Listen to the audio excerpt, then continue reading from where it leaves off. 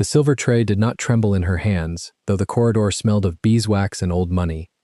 5 weeks into her place at Starton House, Esther Capel carried Claret up the great staircase in a wool dress the color of dead leaves, a white apron crisp at her waist, her mother's small cameo cold against her throat. She was the orphan of a captain killed in the peninsula, 22 years old, invisible by trade. On the half-landing she met him. Alban Verney, 8th Duke of Starton, stood in black Savile Row wool and a perfect cravat, the gold signet of a crowned griffin, catching the candlelight on his smallest finger. Gray eyes, almost colorless, held hers one heartbeat too long. She did not curtsy wrong. She did not look down. The night of the season's greatest ball, the Iron Duke of Starton refused, before all of London, to open the cotillion with Lady Adelaide Lovell. He did not even glance at the powder-pink satin or the platinum curls. He watched the top of the staircase, where a housemaid climbed with a tray of crystal. What no one in that ballroom knew was how long he had been watching her, and from how far away. Before the story begins, comment down below where you are watching from and what time it is there. If stories of justice, dignity, and love that arrives against all odds move you, leave a like, be sure to subscribe to the channel, and click join to become a member and help our channel. The needle pricked her thumb for the 3rd time that morning, and Esther Capel did not look up. She set the stitch, pulled the linen taut across her knee, and finished the seam before she allowed herself to suck the bead of blood from her skin. The window above the laundry sink had been sealed against the spring damp, and the air inside Starton House smelled of beeswax, smoke from the breakfast grates, and the faint iron tang of old silver being polished 2 floors below. It was the 3rd of May, 1818. In Mayfair, the plane trees had just begun to push out their pale green tongues, and the carriages of the great houses rolled past the railings of Grosvenor Square with a softness that only money could buy. Inside number 12, the household had been awake since 4. By the bell for the under-servants' breakfast, Esther had already turned out the morning-room grates, swept the marble of the lower hall, and carried 2 pails of cinders to the area door without spilling a single fleck on her apron. She had been 5 weeks in this house. She counted the weeks the way her father had once counted his men on the march from Badajoz, by the ones still standing at dawn. A bell jangled on the wall above her, brass cup quivering on its spring. The pantry, 2nd floor. Esther rose at once, set her needle in the pincushion, smoothed the brown wool of her skirt with both palms, and adjusted the white linen cap so that no stray hair showed beneath it.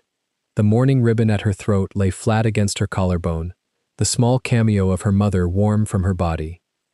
In the corridor she passed Sally, the 2nd housemaid, who was kneeling at the foot of the back stairs with a tin of blacking, working at a heel mark someone had left on the riser. "It's Mrs. Renfield ringing," Sally said without looking up. "She's been in a temper since the post came. Don't keep her." Esther did not answer. She had learned in 5 weeks that the safest reply in this house was a small nod and a quicker step. The back stairs of Starton House climbed in a tight spiral of dark oak, lit at each landing by a single window so high that no servant could see out of it without a stool. The carpet on the treads was good Wilton, but threadbare in the center where 40 years of feet had passed. She kept her hand light on the rail, the way Mrs. Renfield had instructed her on her first morning. A servant did not lean. A servant did not pant. A servant arrived as if she had merely stepped from the next room. At the 2nd floor she paused, settled her breath, and knocked twice. "Come."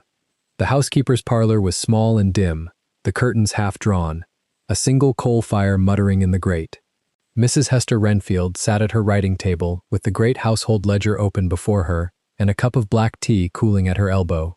The iron ring of keys at her waist gleamed dully against her bombazine skirts. She did not look up as Esther entered. She finished her line of figures, blotted it with care, and only then set down the pen. "Close the door, girl." Esther closed it. "Stand here, where I can see you."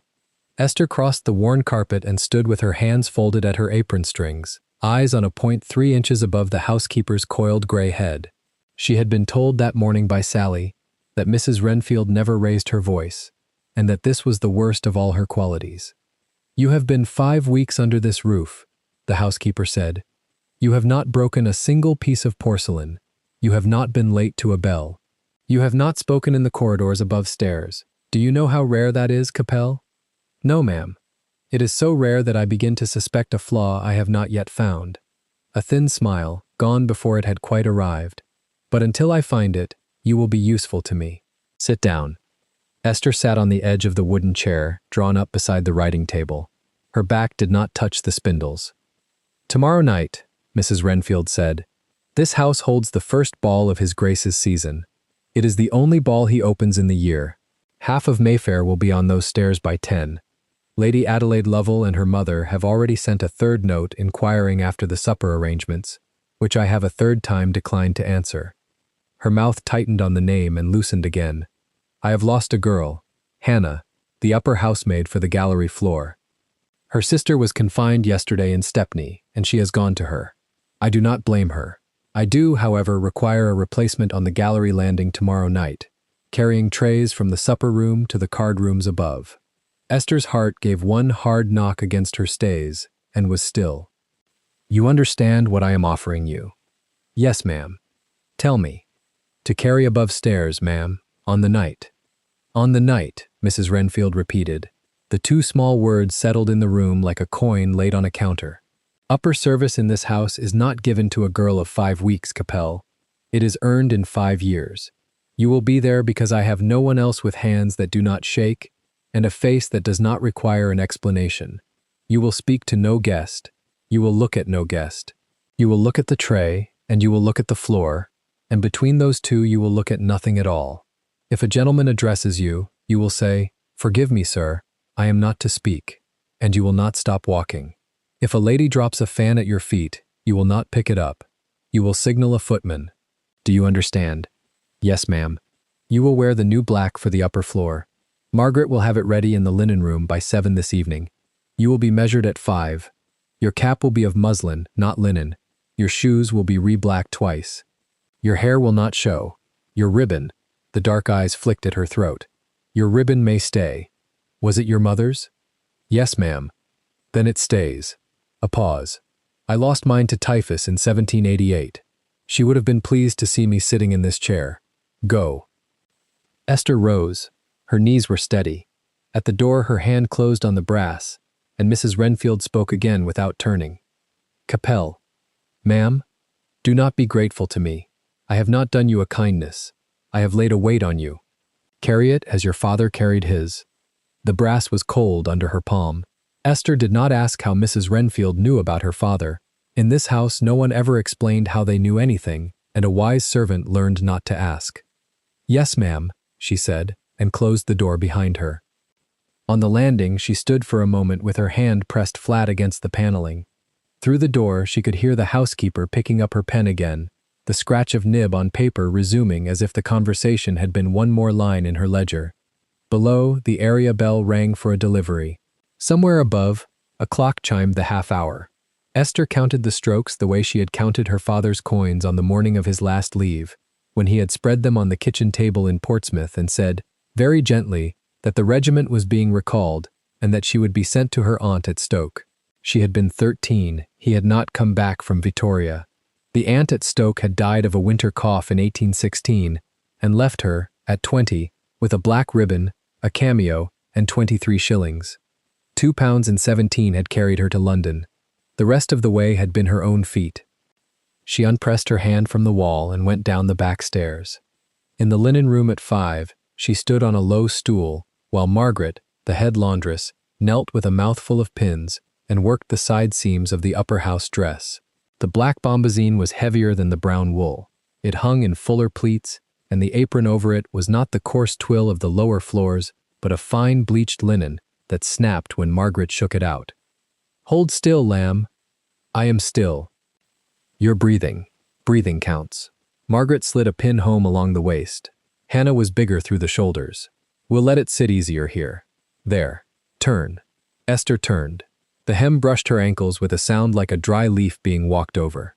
In the small mirror propped against the press, she caught a glimpse of herself and did not recognize the figure, the same pale oval of a face, the same gray-blue eyes, the same scatter of freckles across the nose, but framed now by a darker cloth that made the face stand out as if lit from beneath.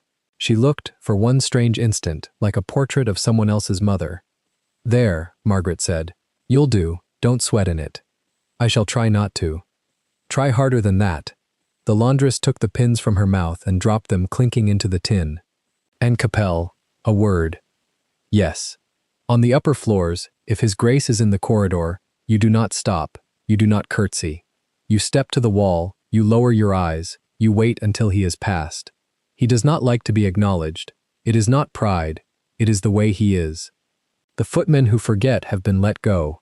She paused, and her voice softened just a little. He has never struck a servant in this house.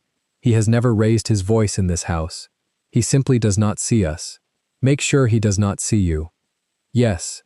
Step down, we're done.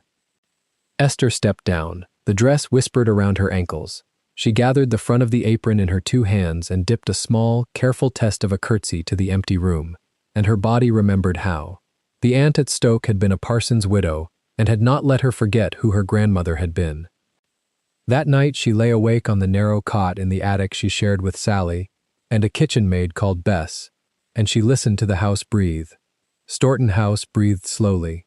The chimneys ticked as they cooled. A loose pane in the dormer rattled when the wind shifted off the park. Somewhere below, a single set of footsteps crossed the long gallery and stopped, and did not move again for a very long time. She wondered if it was him. She wondered, and then she made herself not wonder, because wondering about a duke was a thing only a fool did under his own roof. She closed her eyes. She thought of her father's hands. She slept. The 4th of May rose gray and cool, with a wash of pale sun by 10. The household woke at 3. By the time the underservants sat down to their bread and tea, the great hall had been swept and reswept, the marble polished, the brass of the front door rubbed until it threw back a face. By 8, the florists had arrived from Covent Garden with 2 cartloads of white lilies and pale yellow jonquils, and the housekeeper stood at the foot of the front stair, directing where each branch should go, with the same calm she used to direct the linen press. By noon the supper room had been laid in cold dishes, and the orchestra hired from Hanover Square was rehearsing on the dais of the long gallery, the violins picking out a thread of a quadrille that drifted down the back stair to where Esther was wiping fingerprints from the gilt of a console table. She had not eaten since the bread at 4. She did not feel it. She felt only the steady, quiet weight that Mrs. Renfield had laid on her the morning before, and she carried it the way the housekeeper had told her to carry it. It made her movements smaller, and her steps shorter, and her breath slower. By 3 o'clock she had ceased to think of herself at all. There was only the cloth, and the gilt, and the next small task. At 4 she was sent to the still room to fetch a fresh cake of beeswax. She crossed the back hall and turned into the long passage that ran beneath the picture gallery, and at the far end of it, just as she reached the door to the library above was opened, and a man's voice said something low and clipped to someone within, and the door was closed again, and a single set of bootsteps came down the gallery stair. Esther stepped to the wall. She lowered her eyes. She set the empty pewter dish she carried flat against her apron and waited. He came down the passage at the unhurried pace of a man who has never in his life had to move quickly for another's convenience. She saw, without looking, the polished toe of a black Hessian boot, the fall of a black trouser, the clean line of a black coat. He passed within 2 feet of her. She did not lift her eyes. He stopped. For a single moment, the only sound in the passage was the small, dry tick of the long case clock at the gallery end and, somewhere overhead, the violins finding the second figure of the quadrille. Esther did not breathe. He did not speak. She felt, rather than saw, that he had turned his head. She felt the weight of a gaze settle on the crown of her muslin cap and travel down the line of her cheek and stop, briefly, at the small dark cameo at her throat. She kept her eyes on the polished pattern of the parquet at her own feet.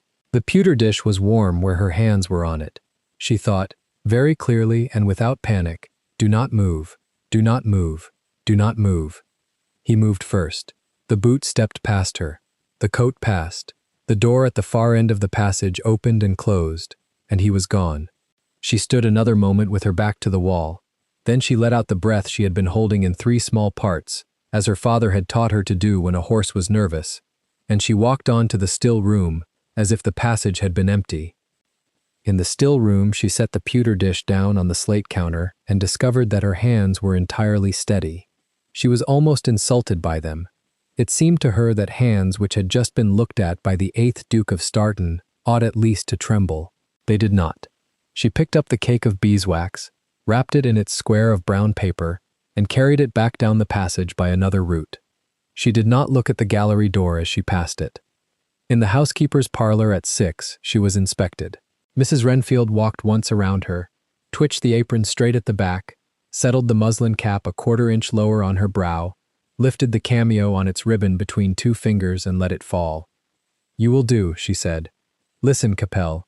Tonight there will be 300 people in this house. There will be Lady Adelaide Lovell, who is the Viscount Lovell's eldest, and who has been brought here by her mother for the 4th season in a row, in the belief that this is the year that His Grace at last asks for her hand. He will not. He has never asked any woman for any hand, and he will not begin tonight." A small, dry breath. "But Lady Adelaide will not know that. She will glitter, and she will laugh, and she will stand at the foot of the gallery stair when the cotillion is called. You will not look at her. You will not look at him. You will carry your tray, do you understand?" "Yes, ma'am." "Then go up." Esther went up. She climbed the back stair in the new black dress with the silver tray balanced in both hands, the orchestra's tuning rising through the floor like a tide. At the door to the upper passage she paused once, settled her breath, and stepped through into a corridor she had never been permitted to walk before. The carpet was crimson. The walls were hung with portraits of dead Verneys in their black ribbons of office. The candles in the wall sconces had been lit not an hour, and the wax smelled new. At the far end of the corridor, the door to the long gallery stood open, and beyond it the light of 2 great chandeliers spilled out in a pale gold flood that seemed, to Esther's tired eyes, to belong to another country. She walked towards it. By 9 the carriages were stopped 4 deep in Grosvenor Square. She heard them through the closed windows as a low, continuous purr, broken now and then by the high, clear call of a coachman or the shrill of a link boy. By 9:30 the first guests were in the great hall, and by 10 the long gallery had filled with the soft thunder of 300 people, pretending not to look at one another. The orchestra had given over the quadrilles for a country dance, and the dance had given over to the milling, murmuring stillness that always falls before a cotillion. Esther carried. She carried trays of small glasses of ratafia from the supper room to the card rooms at the far end of the gallery floor. She carried emptied glasses back. She carried, on her 3rd trip, a folded cashmere shawl that a footman pressed into her hands with a name she did not know and a whispered, "Blue chair, retiring room, quick now," and she delivered it without looking at the lady whose bare shoulders received it. She passed, twice, within feet of His Grace. She did not look at him. She knew him by the silence that fell around him as he moved.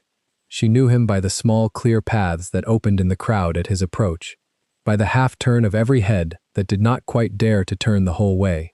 She knew him by the voice of an old gentleman near the card-room door who said, in the comfortable tone of a man who has known a duke since he was a boy, "Stourton, you have not been seen on a London dance floor in 7 years. Do not tell me you intend to break that record tonight." She did not hear his answer. She was already past, the tray balanced, her eyes on the carpet. At 11:30 the cotillion was called. She was crossing the head of the gallery stair with an empty tray when the master of ceremonies' staff struck the parquet 3 times, and the crowd parted along the long room into 2 rows of bright silks, and a woman in pale pink satin moved forward at the center of the lower row with a small triumphant lift of her chin. Lady Adelaide Lovell. Esther recognized her at once from Mrs. Renfield's description: the platinum curls, the powder-pink gown, the 3-strand pearls, the small dark beauty mark at the corner of the carmine mouth. Beside her on one side stood the Viscountess, whose lilac silk was already a little crushed at the waist. On the other, at a small distance, the Viscount, whose green bottle coat was straining at its buttons and whose face was the color of his nose. Lady Adelaide looked, very deliberately, towards the head of the room. Esther did not look.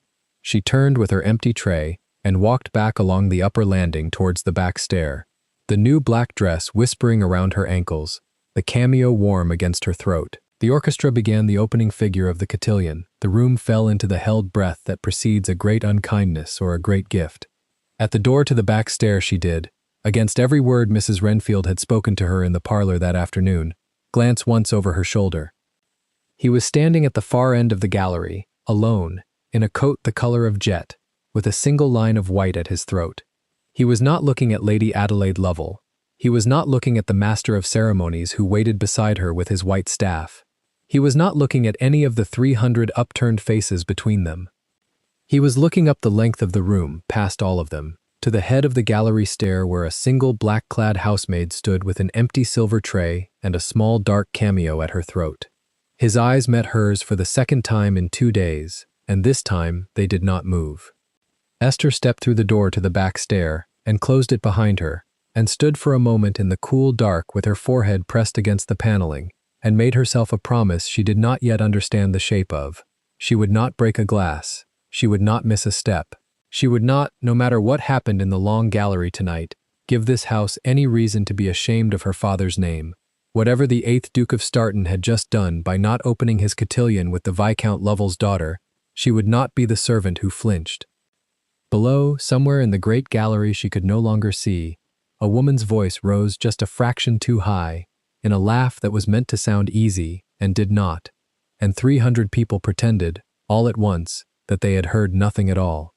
She stood another moment in the dark, the tray cold between her hands. Then she went down. In the supper room, a footman handed her a fresh tray of ratafia. She climbed again. At the upper landing, she stepped back into the gold light. The cotillion had been called a second time. The orchestra had taken up a softer figure to fill the stretching silence at the head of the room. Lady Adelaide Lovell still stood at the center of the lower row, but the small triumphant lift of her chin had hardened, and the gloved hand on her ivory fan had closed around the stick so firmly that Esther, passing at a distance of 20 feet, could see the white indents her own fingers had pressed into her own palm. The Viscountess spoke into her daughter's ear. Lady Adelaide did not turn to listen. The Viscount had drifted towards the card-room door. Esther passed behind them. She delivered her glasses and turned back. At the door, she stepped aside for 2 gentlemen coming out in the low, pleased voices of men who had just seen something interesting happen. He did not even refuse her, the first was saying. He simply did not see her. The master called the cotillion, and Staunton did not move. He moved his eyes. To what? To the stair, a short, pleased laugh. Whatever was on it cost the Lovells $5,000 a year, and they have not yet been told. Esther passed them with her eyes on the carpet, and did not, by the smallest catch of breath, allow them to know she had heard. At the back stair door she paused again. Above her the long case clock in the gallery struck the 11:03, and the chime of it settled in her chest, beside the other thing that had been put there that morning by the housekeeper's hand. She went down for the next round and the next, and she did not, for the rest of that long, bright night, lift her eyes to the head of the room where the 8th Duke of Sturton stood very still in his black coat and watched, without seeming to watch, every staircase in his house. By the time the last carriage rolled out of Grosvenor Square at almost 5, the candles in the upper sconces had burned down to small blue tongues, and the parquet was strewn with the wreckage of 300 careful performances. Esther stood at the head of the back stair with the last empty tray in her hands, and she allowed herself to think, just once, of her father's hands spreading the coins on the kitchen table in Portsmouth, and of his voice saying that a Capel did not flinch. She did not flinch. 3-5. She turned and went down. In the housekeeper's parlor, by the dying coal of the grate, Mrs. Renfield was already at her writing table, with the great ledger open and a fresh pen sharpened. She did not look up as Esther entered. She did not look up as Esther set the tray on the sideboard and stood waiting at the worn edge of the carpet. "You did not break a glass," the housekeeper said at last. "No, ma'am." "You did not miss a step." "No, ma'am." "You will go to your bed. You will sleep until the second bell. You will not be required below stairs before noon." A pause. The pen, for the first time that morning, was set down rather than held. "Capel." "Ma'am." "His Grace asked me your name." The coal in the grate shifted with a small dry sound. Outside, in the area, a milk cart rattled past on its way to the next square. Esther stood very still in the new black dress with the cameo warm at her throat, and she did not, by the slightest movement, allow Mrs. Renfield to see what those 4 words had done inside her chest. "Yes, ma'am," she said. "Go to bed, child." Esther went. By 6 o'clock the next evening, every window of Staunton House burned. Wax candles stood in the chandeliers like a second army, and footmen in silver-laced livery moved along the corridors with the silent precision of men who had been drilled. In the back stair, Esther fastened a fresh white apron over her feuille morte gown and tied the strings twice, because once was not enough to keep her hands still. Mrs. Renfield came down the passage with the iron ring of keys ringing softly at her hip. She stopped before Esther, looked at the apron, looked at the cap, and adjusted nothing. "You will carry the upper trays tonight," she said. "Crystal and lemon water on the first landing. Champagne on the second. You do not speak. You do not lift your eyes above a guest's shoulder. You walk as though the floor were ice." "Yes, ma'am." "And Esther." The housekeeper's voice did not soften, but something in it settled, like a hand placed flat on a table. "Whatever you see tonight, you do not flinch. You do not flinch in this house." Esther curtsied. The keys moved on. She climbed the servant's stair with a tray balanced on her left palm and a folded cloth across her right wrist, exactly as she had been taught. On the second landing, she paused, not for breath, but to listen. The orchestra was tuning below. A violin tested one long note and held it, and the note slid through the marble like a thread pulled through wool. The great staircase opened in front of her, 3 stories of veined white marble curving down to the checker of the hall. Banks of forced lilies stood at every newel post, their scent heavy as smoke. Beyond the open doors of the ballroom, men in black coats already moved against the cream silk walls like ink stirred into milk. She kept to the wall. She did not look down. At the foot of the stair, the master of ceremonies struck his staff 3 times against the marble. The hum of voices broke and reformed. The first carriages had been arriving since 5, but the named ones came now. The Duke of Bedford, the Countess of Jersey, the Russian ambassador with his small, dry smile. Each name rang up the stair and met Esther at the top like a wave that had already broken. Then the Lovels were announced. She heard the Viscount first, his laugh too loud, and the chime of his wife's bracelets. Last of all, Lady Adelaide Lovell. A small silence opened around the name, the kind of silence that crowds make when they wish to be seen looking. Esther risked one glance over the banister. A girl in powder-pink satin stood at the foot of the stair, one white-gloved hand lifted to her mother's wrist, her platinum curls catching the candlelight in small, disciplined fires. She did not climb yet. She waited, as if the staircase belonged to her by appointment. Esther stepped back from the rail and went on with her tray. In the long gallery above the ballroom, the upper guests took their lemon water without looking at her hands. She moved among them like a current of cooler air. A dowager murmured that the Iron Duke was late to his own ball. A young officer answered that the Iron Duke was always late and never sorry. Someone laughed, very low. The orchestra fell silent. The master of ceremonies struck his staff again. His Grace, the Duke of Stourton. The hush that followed was not the hush of 100 conversations breaking off. It was the hush of 100 conversations being swallowed whole. From the gallery rail, Esther saw him only from above, the black crown of his head, the spotless white of his cravat in cascade, the slope of his shoulders inside the fine wool coat. He did not pause at the door. He walked through the assembled company as though through a corridor empty of furniture, and the company opened to let him pass without anyone deciding to step aside. Captain Hargrove walked 2 paces behind him, in dark plain dress, his hand resting where a saber would have been if etiquette had allowed it. His eyes moved along the upper gallery, ticked over Esther without changing, and moved on.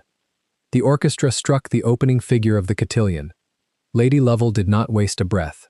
She steered her daughter out from the crush of debutantes with a small expert pressure at the small of the back, and Lady Adelaide arrived at the center of the floor exactly where custom required. At the edge of the empty square, fan lowered, eyes lifted, the color in her cheeks arranged. The Duke had stopped near the orchestra. The master of ceremonies, white with sudden duty, presented Lady Adelaide as if presenting a deed. "Lady Adelaide Lovell, your Grace, who has done your house the honor." "No," he said it quietly. He did not raise his voice. He did not turn his head fully toward the girl. The single word traveled across the polished floor and reached the back of the room as cleanly as if he had spoken it into each ear in turn. The conductor's bow stopped half a beat above the strings. Lady Adelaide's smile did not move. It could not move. She had arranged it too carefully. Lady Lovell stepped forward. Half a pace, no more. "Your Grace, I fear there is some confusion. My daughter—" "There is no confusion, madam." The Duke turned at last and looked. Not at Adelaide, not at her mother, not at the Viscount, who had begun to perspire at the edge of the floor. He looked up. His gaze climbed the curve of the great staircase. It climbed the gilded ribs of the upper gallery. It found Esther where she stood, with her tray pressed against her hip, half shielded by a marble urn of lilies, her gray-blue eyes wide above the white linen of her cap. She forgot to breathe. He did not smile. His face did not soften. He simply looked, and went on looking, with the unhurried attention of a man examining the only thing in the room he had come to see. The seconds did not so much pass as accumulate. In the ballroom below, 200 heads tilted by exactly the same small angle, and 200 pairs of eyes followed his line of sight up the marble. A fan snapped shut somewhere. "Your Grace," said Lady Lovell, and the chime had gone out of her voice. "The cotillion. Open it without me." He did not look at her. "Or do not open it. I have no preference." He walked from the floor. He walked to the foot of the great staircase. He laid one gloved hand on the carved newel post, and he climbed. Adelaide Lovell stood alone in the center of an empty square, in powder-pink satin, with 200 witnesses arranging the story they would tell at breakfast. In the gallery above, Esther did not move. She could not have set the tray down without spilling, and she could not have lifted it without dropping, and so she stood with the crystal trembling once, very faintly, against the silver. The Duke reached the top of the stair. He did not come close. He stopped 4 paces from her, exactly the distance required by propriety in a public room, and he inclined his head. "Miss Capel." She had not known he knew the name. "Your Grace," she said. Her voice came out level, which surprised her more than anything that had happened that day. "You will not be required on the floor tonight," he said. "Mrs. Renfield will be informed. You will continue your duties as you see fit." "Yes, Your Grace." He looked, then, at the tray, at the crystal, at the careful tucked corner of the cloth on her wrist. He looked at the small black ribbon at her throat, with the camel-colored cameo against it. He did not touch the ribbon. He did not need to. "Thank you," he said, "for not flinching." He turned and went back down the staircase as he had come up it, neither faster nor slower, and at the bottom he passed Lady Adelaide Lovell without looking at her, and crossed the ballroom to the small anteroom where men of his rank received men of business, and the doors closed behind him. The orchestra, after a moment, began to play. The cotillion did not open. No one was foolish enough, now, to take Lady Adelaide's hand. Her mother led her off the floor with the same expert pressure at the small of the back, and the powder-pink satin moved through the crowd in a long, bright wake of silence that did not close behind it. Esther carried her tray to the side table. She set it down.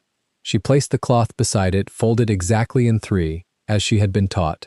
Then she put both hands flat on the marble of the side table and waited for the marble to be cold enough to be felt through her palms. A footman appeared at her elbow with a fresh tray. "Lemon water," he said, without looking at her. "First landing. Mrs. Renfield says to keep moving." She kept moving. For the next hour she walked the upper rooms with crystal balanced on her left palm, and the great house behaved around her as though something had been rearranged in the furniture that no one wished to name. The dowagers spoke a little more softly. The young officers spoke a little more loudly. Wherever Esther passed, conversation thinned for the length of 3 steps and then thickened again behind her, and she understood, without being told, that she was now the subject of every one of those thinnings. In a window embrasure she heard a voice she did not know say, "He has never refused a cotillion, not in 8 years. Another voice answered, "He refused it for a housemaid." The first voice said, "Then she is not a housemaid." There was a small laugh, the kind that is not amused. Esther moved on. In the long mirror at the head of the green drawing-room she caught a glimpse of herself, and for the space of one heartbeat she did not recognize the figure. The brown wool, the white apron, the cap, the small pale face above the black ribbon, these were hers. The straightness of the spine was not. She had not stood like that before. She corrected the spine at once. A housemaid did not stand like a woman someone had looked at. In the ballroom below, Lady Margaret Lovell had recovered her bracelets and her voice. She had moved her daughter into a circle of safe matrons, and she was laughing, twice as often as the jokes deserved, at everything that was said. The Viscount had not recovered. He stood near the buffet with a glass of claret already half emptied, and a small tick at the corner of his mouth that he could not still. He drank, and he drank again, and his eyes kept moving toward the closed doors of the anteroom, as though they might open of themselves and explain him. Adelaide herself stood very upright. Her color was perfect. Her fan moved at the correct rate. Only her left glove, where she gripped the carved ivory, had darkened with the heat of her hand. She lifted her chin and laughed at something her aunt had said. She had not heard it. Above the orchestra she could hear, quite distinctly, the murmur that had begun to travel along the walls of the ballroom, and would travel, by tomorrow noon, along the walls of every drawing room, from St. James's to Grosvenor Square. The Iron Duke had refused her. The Iron Duke had refused her, and he had refused her for a girl in a cap. Adelaide closed her fan. The little bones of it clicked. In the anteroom, with the doors shut, the Duke stood by the cold marble of the chimney-piece and did not pour himself a drink. Captain Hargrove came in, closed the doors behind him, and waited. "Hester is to be told," the Duke said. "Miss Capel finishes her duties tonight as usual. Nothing changes in the household for her. Nothing. Do you understand me, Theo?" "I do." "Tomorrow," the Duke said, "I will speak with Cust. The arrangements he prepared in March will be put in motion, not tonight." "As you wish." "And the Lovels?" Hargrove waited. "They will be received whenever they call," the Duke said. "Whenever, do not turn them away. I want them in this house as often as their pride permits." "For what end, your Grace?" "For the end I have been working toward for 6 years." He turned at last, and the candlelight caught the thin, pale line of the scar through his left brow. "They have not yet understood that they live in my hand. I wish to give them every opportunity to understand it." Hargrove inclined his head. The Duke set his gloved hand once, briefly, on the mantel, as a man steadies a thing that does not need steadying. Then he straightened his cuffs and unclosed the doors and went back into the ballroom. By the time the supper bell rang, the company had relearned its manners. They greeted his Grace with the same bows they would have given any host. They drank his champagne. They ate his lobster patties. They did not speak of the cotillion, because to speak of it would have been to admit they had seen it, and society survives by agreeing not to have seen. But every eye, in turning, found the staircase. Every eye, in finding the staircase, climbed. Esther did not appear on the staircase again that night. Mrs. Renfield had moved her, with quiet competence, to the upper linen room, where she folded napkins by candlelight with 2 other maids, and was not spoken to. The other 2 maids did not speak because they did not know what to say. Esther did not speak because the words in her mouth did not belong to a housemaid. She folded napkins. She corrected the fold of the corner. She put the napkin on the pile. She thought, "He said my name." She thought, "He said, 'Thank you for not flinching.'" She thought, very quietly, beneath all the other thoughts, "He has been waiting." She did not know what for. She did not yet know that the answer to that question was 6 years old. She only knew that a great many things in her life that had felt like luck, the housekeeper at the registry office who had taken her name first, the small clean room on the attic floor, the wages that were a shilling more than other houses paid, the quiet way Mrs. Renfield had set her at the corner of the long table on her first morning and pushed the bread toward her without speaking. These things had not been luck. Something in her chest closed and opened again around the understanding. She folded another napkin. In the supper room, Lady Lovell pressed her daughter's wrist beneath the table and said, very softly, "Smile, my dear. Smile now, or you will not be smiled at again." Adelaide smiled. She smiled through the lobster. She smiled through the ices.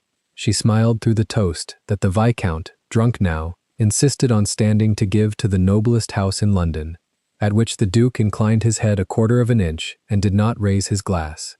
She smiled when an old earl, with the brutal kindness of the very old, leaned over her shoulder and murmured, "Better luck next season, my dear." In the carriage going home, she did not smile. The Viscount slept against the window with his mouth open. Lady Lovell sat with her gloved hands folded in her lap and her eyes on the small swinging lamp, and after a long time she said, "We will go to him tomorrow, before noon. He will receive us. He must." He looked at her, "Mother." He looked at a tray of crystal. "Do not be theatrical." He climbed the stair. He climbed his own stair in his own house. It is permitted. He spoke to her. Lady Lovell turned her head. The lamplight cut a small hard angle across her cheekbone. "Adelaide, listen to me. There is no woman in that house. There is a housemaid. There is, by tomorrow noon, the matter of the cotillion, which will be explained as a passing humor and a poor night's sleep, and which we will accept as such because to do otherwise is to be ridiculous. Do you understand me?" "Yes, mother." "We do not lose to a cap and apron." She turned back to the lamp. "We have not paid £5,000 in dressmakers' bills to lose to a cap and apron." Adelaide did not answer. She watched the wet black streets of Mayfair pass behind the rain-streaked glass, and she set the bones of her fan in her hand one by one, and she counted them, and counted them again, and did not feel her own fingers. In Stourton House, the last carriage rolled out of the courtyard at a little after 3 in the morning. The footman began to snuff the candles. The orchestra packed away its instruments in the green baize cases. Mrs. Renfield walked the rooms with a single candle and her ring of keys, putting out small fires of disorder as she found them. A fan abandoned on a chair, a glove on the carpet, a smear of rouge on a napkin, all of which she gathered into a basket without comment. In the upper linen room she found Esther asleep at the long table with her cheek on a folded napkin and her hand still on the corner she had been pleating. The other 2 maids had gone to bed an hour before. Mrs. Renfield set her candle down. She looked at the girl for a long time. The small camel-colored cameo lay against the black ribbon at the white throat, and the throat moved very slowly with the breath of someone who had at last permitted herself to stop standing. She did not wake her at once. She crossed to the small grate where the coals had gone almost to ash, and she stirred them once with the poker, so that a low red light rose against the dark paneling. Then she came back, and laid her hand very lightly on Esther's shoulder. "Child," Esther sat up at once, as servants do, already apologizing with her body before her mind had caught up. "Ma'am, forgive me, it is past 3. Go to your bed." "Yes, ma'am." She stood. The napkin in her hand had taken the print of her cheek. She set it down on the pile, with care, corner aligned. "Esther." "Yes, ma'am?" Mrs. Renfield's perspicuous brown eyes held her in the candlelight. The keys at the housekeeper's hip did not chime. She had laid one hand across them to still them. "You did very well tonight." The girl did not understand what she was being praised for. She had carried trays. She had not spilled. That was all a housemaid did. "Thank you, ma'am." "In the morning," Mrs. Renfield said, "His Grace will speak with Mr. Cust in the library at 10. You are not to be in the library corridor between 10 and 1. Do you understand?" "Yes, ma'am." And Esther. The keys moved at last, one small ring of iron against iron. "Whatever changes, in this house, in the coming weeks, and there will be changes, you are not to think they were not earned. Do you hear me?" She did not hear. She heard the words. She did not yet hear the meaning. "Yes, ma'am. Go to bed." Esther went. Go. She climbed the back stair to the attic with her candle cupped against the draught, and she did not meet her own eyes in the small mirror over the washstand, and she lay down in her narrow iron bed in her shift, with the camel-colored cameo still at her throat, because her fingers would not undo the knot. She lay on her back and looked at the slope of the whitewashed ceiling where the rafters showed through the lime. He had said her name. He had climbed the staircase. He had said, "Thank you for not flinching." Somewhere in the dark she understood, without yet having the words for it, that the life she had been living for 5 weeks had ended at the moment he stopped at the foot of the great stair and laid his gloved hand on the newel post. What had begun in its place she could not see. She knew only that it had begun, and that it had begun without her consent, and that consent had not been the question. She turned her face to the wall.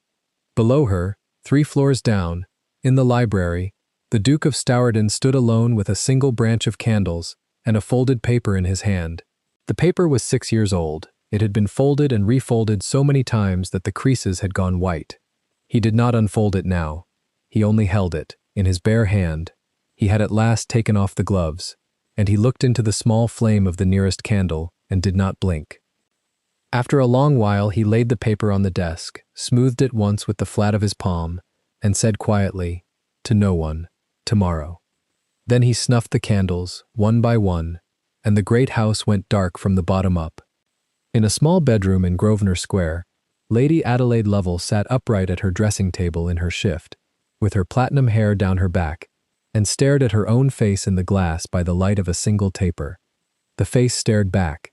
The face was beautiful. The face had been beautiful at 6, and at 12, and at 16, and at the 3 balls of her first season, and at the 4 balls of her second, and at every ball of this her third, and tonight the face had not been enough. She lifted her hand. She slid one platinum hairpin from the coil at the nape of her neck and laid it on the marble. She slid another. She laid it beside the first. She slid a third, and a fourth, and a fifth, and she laid them in a small straight row, parallel as the bones of a fan, and when there were no more pins to slide, she put both her hands flat on the marble of the dressing table and did not weep. She did not weep because weeping was for girls who did not yet know what they would do. She knew what she would do. She did not yet know how. The how would come. She blew out the taper. In the dark, very softly, she said, "A cap and an apron." And then, softer, "We shall see." Across the city, between the two houses, the rain that had been threatening all evening began at last to fall, in fine straight lines, on the slate roofs of Mayfair. It fell on the carriages still rolling home, on the link boys with their guttering torches, on the closed shutters of the merchants' shops in Bond Street. It fell on the courtyard of Starton House, where a single footman, last awake, was sluicing the steps with a bucket of water, and it fell on the small high window of an attic, where a housemaid lay, with her face turned to the wall and her hand at her throat. And it fell on a leaded window in Grosvenor Square, where a girl in a white shift sat in the dark and did not move. The night closed over all of them like a hand closing over a lit candle. And in the morning, at 10 o'clock precisely, Mr. Josiah Cust climbed the steps of Starton House with his brown leather case under his arm, and the brass clasps catching the gray morning light, and the great black door opened to him, before he had touched the bell. Mrs. Renfield met him in the marble hall with the smallest of curtsies, the iron keys at her waist barely whispering against her black bombazine skirt, and she led him not to the library where guests were received, but to the small green study, where the Duke conducted matters that had no audience. The brass clasps of the leather case caught the light again, as Cust set it upon the writing table. He did not sit. One did not sit, in that room, until the Duke had passed through the door. 3 floors above, Esther was unaware of the solicitor entirely. She was kneeling at the cold grate of the morning room, brushing out the last of yesterday's ash, the small camel hair brush moving in the slow, patient strokes Mrs. Renfield had taught her. Her sleeves were pinned back. A smut of soot had settled on her wrist. She thought of nothing in particular. She had decided, before sleep, to think of nothing in particular for a great while. But her hands, which were sensible hands, had begun to tremble at odd moments since the night of the ball. They trembled now. She set the brush down and pressed her palm flat to the cold marble of the hearth and waited for it to pass. It did not pass quickly. In the green study, the door opened and the Duke entered without ceremony. He wore the same black coat of fine Savile Row wool, the same anthracite waistcoat with its discreet silver thread. His cravat was perfect. His face was not. There was a tightness under the iron-gray eyes that Cust had learned, over 15 years, to read as the only weather his employer permitted himself. "You have them," the Duke said. "All of them, Your Grace." Cust unsnapped the brass clasps. 6 years, as you instructed. The cottage in Hampshire. The pension to the Regiment Widows' Fund routed through the Bishopric of Winchester so it should never bear your name. The school fees paid at Mrs. Halford's seminary in Bath until she refused them and ran. The 2 failed positions in Kent and Sussex, where the housekeepers were paid an annuity not to dismiss her, and the present arrangement at Starton House. He laid the documents out in neat ranks. Foolscap, signed, sealed. And the bond? Drawn up this morning, Your Grace. £5,000 in the funds, in her name, separate from any settlement. Should you change your mind or should she refuse, the money remains hers regardless, as you specified. I shall not change my mind. No, Your Grace. The Duke crossed to the long window and stood with his back to the solicitor. The garden was bare. A blackbird was working at the gravel beneath the laurels with the seriousness of a man counting coin. Mr. Cust. Your Grace. When her father was killed at Albuera, I was a lieutenant of 19, and I had stood beside him for 6 hours under French guns. He had a letter for her in his coat. It was not delivered, because the man entrusted with it died of fever at Lisbon the following month, and the letter went into a bag of effects that was sold at auction in Plymouth. I bought the bag. I did not open the letter for 4 years. The blackbird flew up. When at last I opened it, it asked the bearer to look in upon his daughter, to see that she was not destitute, to see that, if she had grown into a good woman, she might one day know that her father had thought of her in his last hour, and not of himself. He turned. That is all the letter asked. It asked for an hour of a stranger's attention. Cust inclined his head. I have given, said the Duke, 6 years. Yes, Your Grace. I have not spoken to her. I have not introduced myself. I have not, as her father instructed, looked in upon her. I have only watched the doors close around her one by one, and arranged, through other hands, that fresh doors should open. I told myself this was discretion. It was cowardice. Your Grace, if I may, it was not cowardice. It was patience. Patience for what, Mr. Cust? The solicitor adjusted his spectacles. I have been a poor man's son and a rich man's clerk, Your Grace, and I have seen what charity looks like when it arrives at the door. It looks like a master. You did not wish to be her master. A long silence. Then, very quietly, no. The Duke walked back to the writing table. He laid one gloved finger upon the foolscap nearest him. She will not have the letter from a steward. She will have it from me, when she is well enough to read, and not before. Lock these in the green cabinet, the bond instrument I keep in my own hand. Yes, Your Grace. And Mr. Cust. The gray eyes lifted. If she refuses me, and she may, she has every reason. The 5,000 stands. She walks from this house with it. You will insure it. If I am, by then, indisposed by grief or by any other cause, you will insure it. On my life, Your Grace. Good. Mrs. Renfield was waiting at the door when Cust came out. She did not ask what had passed. She had not asked in 22 years what passed behind any door she shut. She only said, "She is in the morning room, sir, brushing the grate." Has she eaten? She has taken tea, sir, no more. His Grace will not like that. His Grace, said Mrs. Renfield evenly, does not yet know. Cust looked at her over the silver-rimmed spectacles. Mrs. Renfield, in the matter of that young woman, I begin to suspect you have known a great deal that His Grace did not engage you to know. I have been housekeeper here 22 years, sir. One sees what one sees. And what have you seen? She considered. I have seen a man who pays Mrs. Halford in Bath for a child he has never met. One does not pay tuition in error for 6 years. No, indeed. I have seen him stand at the upper landing on the night of a ball and refuse a viscount's daughter without an explanation, looking only at a girl in feuillemort wool, with a tray. I have a daughter of my own buried these 30 years, sir, but I am not blind to the look of a man who has been carrying something a long while. Cust said nothing for a moment. You will say nothing of this to her. No, sir, it is not my place, and it would frighten her, and she has been frightened enough. Indeed she has. Upstairs, Esther had finished the grate and was standing at the window with her hands folded into her apron, which was the closest a maid was permitted to come to standing idle. The square below was very quiet. A coal cart had stopped at the corner, and the boy was unloading sacks with the unhurried movements of those who know they will work all day, whether they hurry or not. She thought of how the Duke had looked at her on the upper landing when she came up with the tray of empty champagne flutes, and how he had not looked away, and how she had felt the room behind him grow attentive, the way a wood grows attentive when an animal larger than the others moves through it. She thought of Lady Adelaide, the pink mouth flat, the gloved hand tightening on the leaf of a painted fan. She thought of the moment she had walked past him on the landing, and her foot had not slipped, though she had been certain it would, and she had set the tray down in the upper pantry and breathed for the first time in what felt like an hour. She did not think she had imagined any of it, but she had decided, in the small gray hours of the morning, that she would behave as though she had. A maid who had been looked at by a duke and behaved as though she had not been looked at would survive. A maid who began to hope would not. She turned from the window and went down to the housekeeper's room to be told her afternoon's work. Mrs. Renfield was there, writing in the ledger. She did not look up. Esther. Mrs. Renfield. You will not scrub the back stairs today.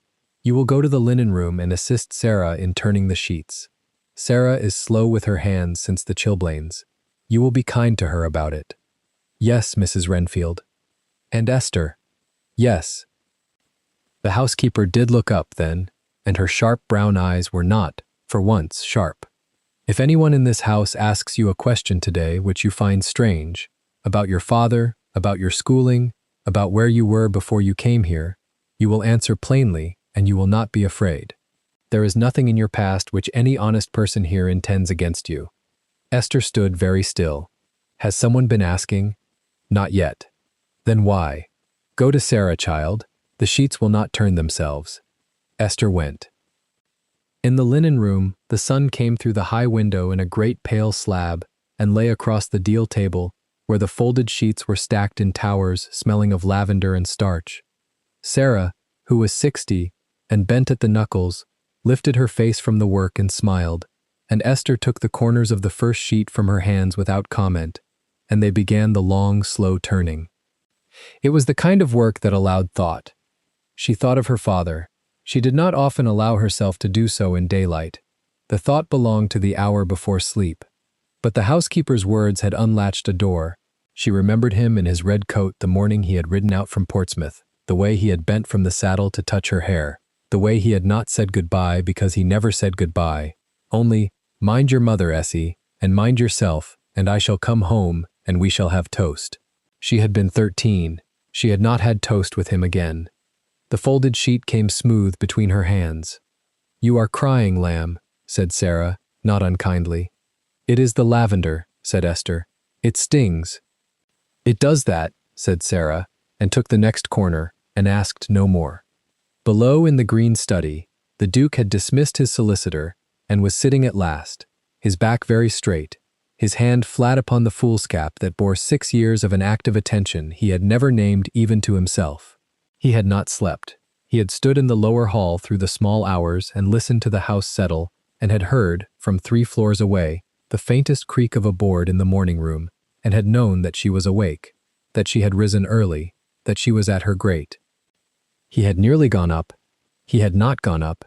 He had told himself, "I have arranged 6 years not to startle her. I shall not startle her now in the dawn of a day when half the ton is already at its breakfasts, telling the story of the upper landing. I shall do this properly, in daylight, when she is at her ease, and I shall begin by asking her pardon for everything I have already done in her name without her knowing." The Duke did not pray. He had stopped praying at 19, in a peninsular village whose name he never said aloud. But he found himself, that morning, doing something that resembled prayer in its shape, which was to ask for an hour of grace from a world that owed him none. Captain Hargrove knocked. "Enter." The captain came in with the report he made each morning. The household, the stables, the gate. He gave it in the brief military cadence the Duke preferred.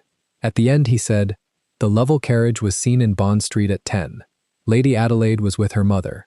They went to the silk warehouse." "To buy what?" "To be seen, your grace, not to buy." "And the Viscount?" "At his club since 9. Whist. He is losing." "He is always losing." "Yes, your grace." The Duke looked at the captain for a long moment. Hargrove had ridden out of the peninsula with him, had taken the ciabatta across the brow on the deck of the Persephone beside him in the small affair of the mutiny that polite London had never been told of, had stood at his back at every door for 10 years, and would stand there at every door for 10 more. There were perhaps 4 men in the world the Duke trusted absolutely. Hargrove was 3 of them. "Theodore." The captain's chin lifted a fraction. The Duke did not, in office hours, use his name. "Yes, sir." "If anything is done in this house to Miss Capel, by any guest or any servant, however slight, you will come to me at once. You will not act. You will come to me. Do you understand? Sir. Anything. A word. A look. A door closed too sharply. Sir. Go." Hargrove went. The Duke rose at last and crossed to the long window and stood where he had stood for Cust, and watched the same gravel where the same blackbird had returned, and rehearsed in silence the sentence with which a man might begin, after 6 years, a conversation with a young woman who had no idea he existed in her life at all. He found no sentence that pleased him. He let the matter rest, and decided he would let the day decide it, and went out to ride in the park because his horse, at least, required nothing from him but a steady hand. By the time the Duke came in from his ride, the morning had become afternoon, and the house had begun to stir for the second tide of work, the polishing of silver and the airing of rooms, and the long, quiet preparations of a great household for a dinner of 12. He gave his coat to the footman without a word, and went up the great stair toward his own apartments, and at the turn of the landing he stopped. A girl was kneeling on the half-landing, with a soft cloth and a small dish of beeswax, working at a long scratch in the dark mahogany of the banister. It was Esther. Sarah was at the linen still. Mrs. Renfield had given Esther the banister because the banister required patience, and because the banister was on the route by which his grace returned from his ride. Esther did not look up. The footsteps were heavy and male and booted, and she assumed they belonged to a footman come up with hot water. She moved her skirts a little to the side without lifting her eyes. The footsteps stopped on the stair below her. She lifted her eyes then. It was the third time she had seen him in 5 weeks. The first had been on her interview, when he had passed through the housekeeper's room in his riding coat without speaking to her, and had only inclined his head 1/4 of an inch and gone on. The second had been the upper landing on the night of the ball. This was the third. She rose. She set the dish of beeswax down upon the carpet with hands that did not, this time, tremble. She made her curtsy. She kept her eyes upon the cravat, as she had been taught to do, which was the polite half-distance between a master's face and the floor. "Miss Capel!" The voice was not loud. It used the name a maid was never given. It used it as though it had been waiting in his mouth a long while. She did not know what to do with the name. She decided she had not heard it. "Your Grace, you are repairing the banister." "Yes, Your Grace. A guest's ring, last night." "Lady Adelaide's." I did not see, Your Grace." "It was Lady Adelaide's. She drew her hand along the rail when she came up. She wears a stone the size of a robin's egg. It scratches everything." Esther said nothing. Esther said nothing. "Will the wax cover it?" Yes, Your Grace. With time." "How much time?" "An hour, perhaps. The wax must take, and then I shall buff it.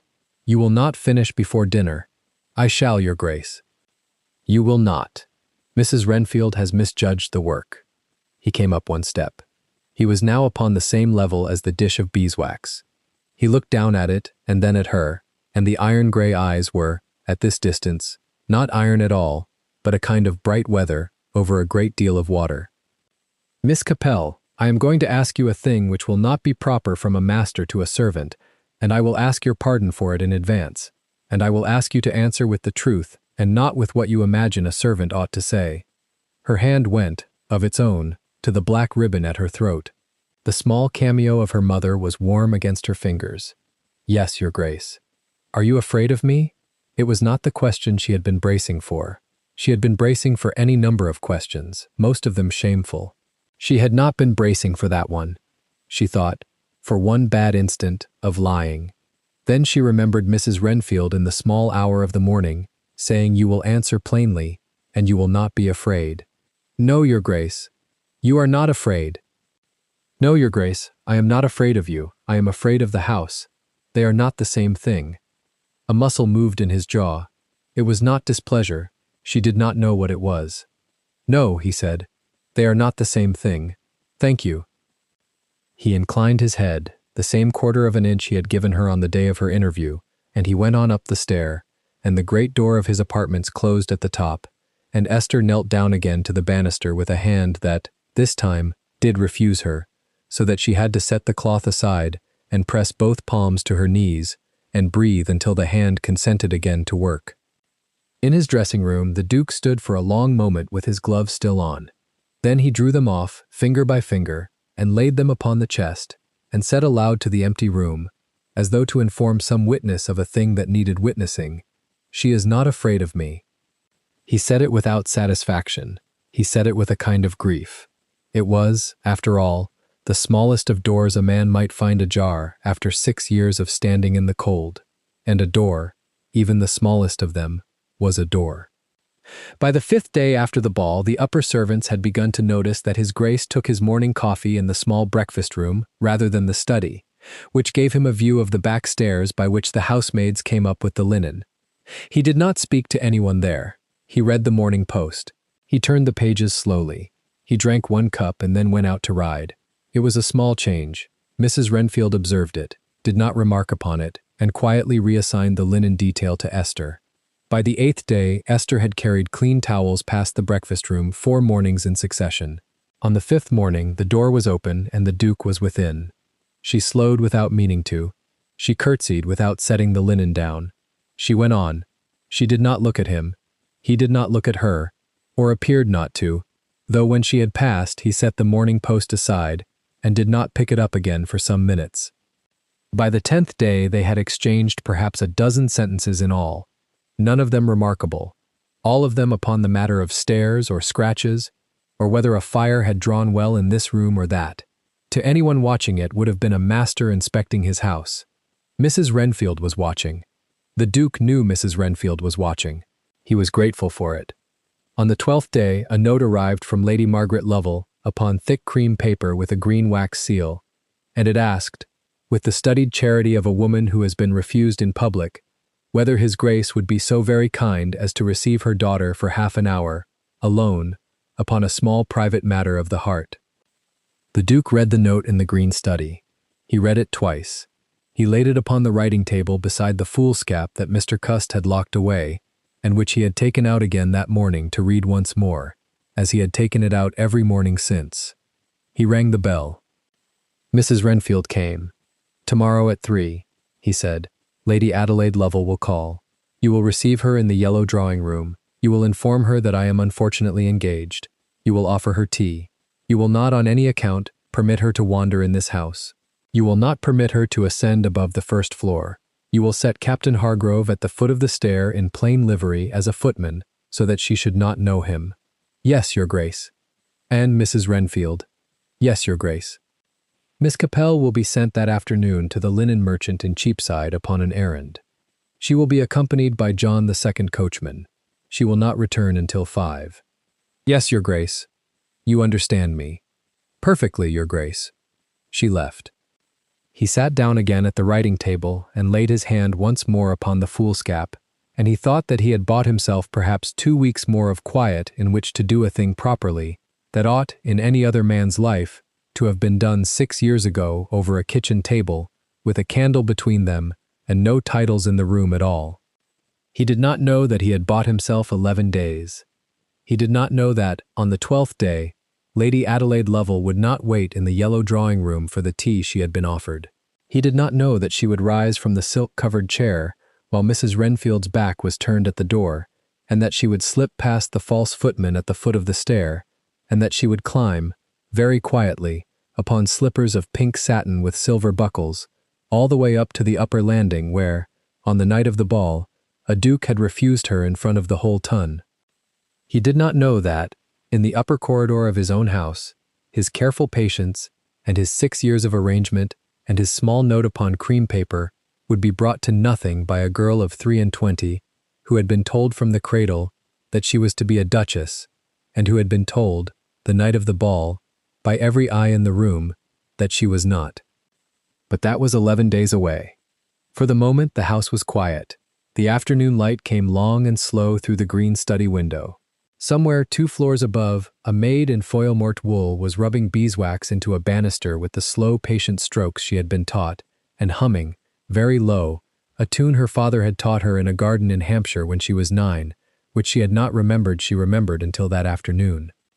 And in the green study, the Duke of Starton listened, for he had very good hearing, and he laid down his pen, and he closed his eyes, and for the space of perhaps 8 bars of a half-forgotten tune he was, against all his discipline and all his arrangements, a man entirely at peace.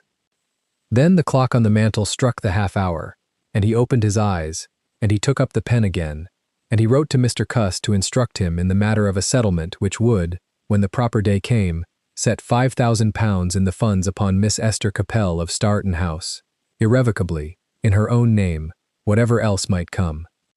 Whatever else might come. 3 days after the night of the refused cotillion, Lady Adelaide Lovell climbed the back stair of her father's house in Bruton Street, with a folded note pressed flat against her ribs beneath her stays.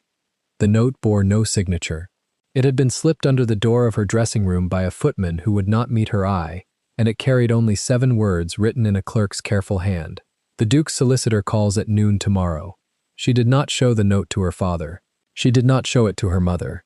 She climbed the back stair instead, because the back stair passed the door of the Viscount's study, and the door of the Viscount's study had been left ajar. Voices came through the gap. Her father's voice, thick with port even at this hour. Her mother's voice, sharpened to the edge it wore only when servants were beyond earshot. Adelaide stopped on the landing and held her breath and let the rose-pink hem of her morning gown settle around her slippers like a pool of still water. "You will sign it," her mother said. "I will not.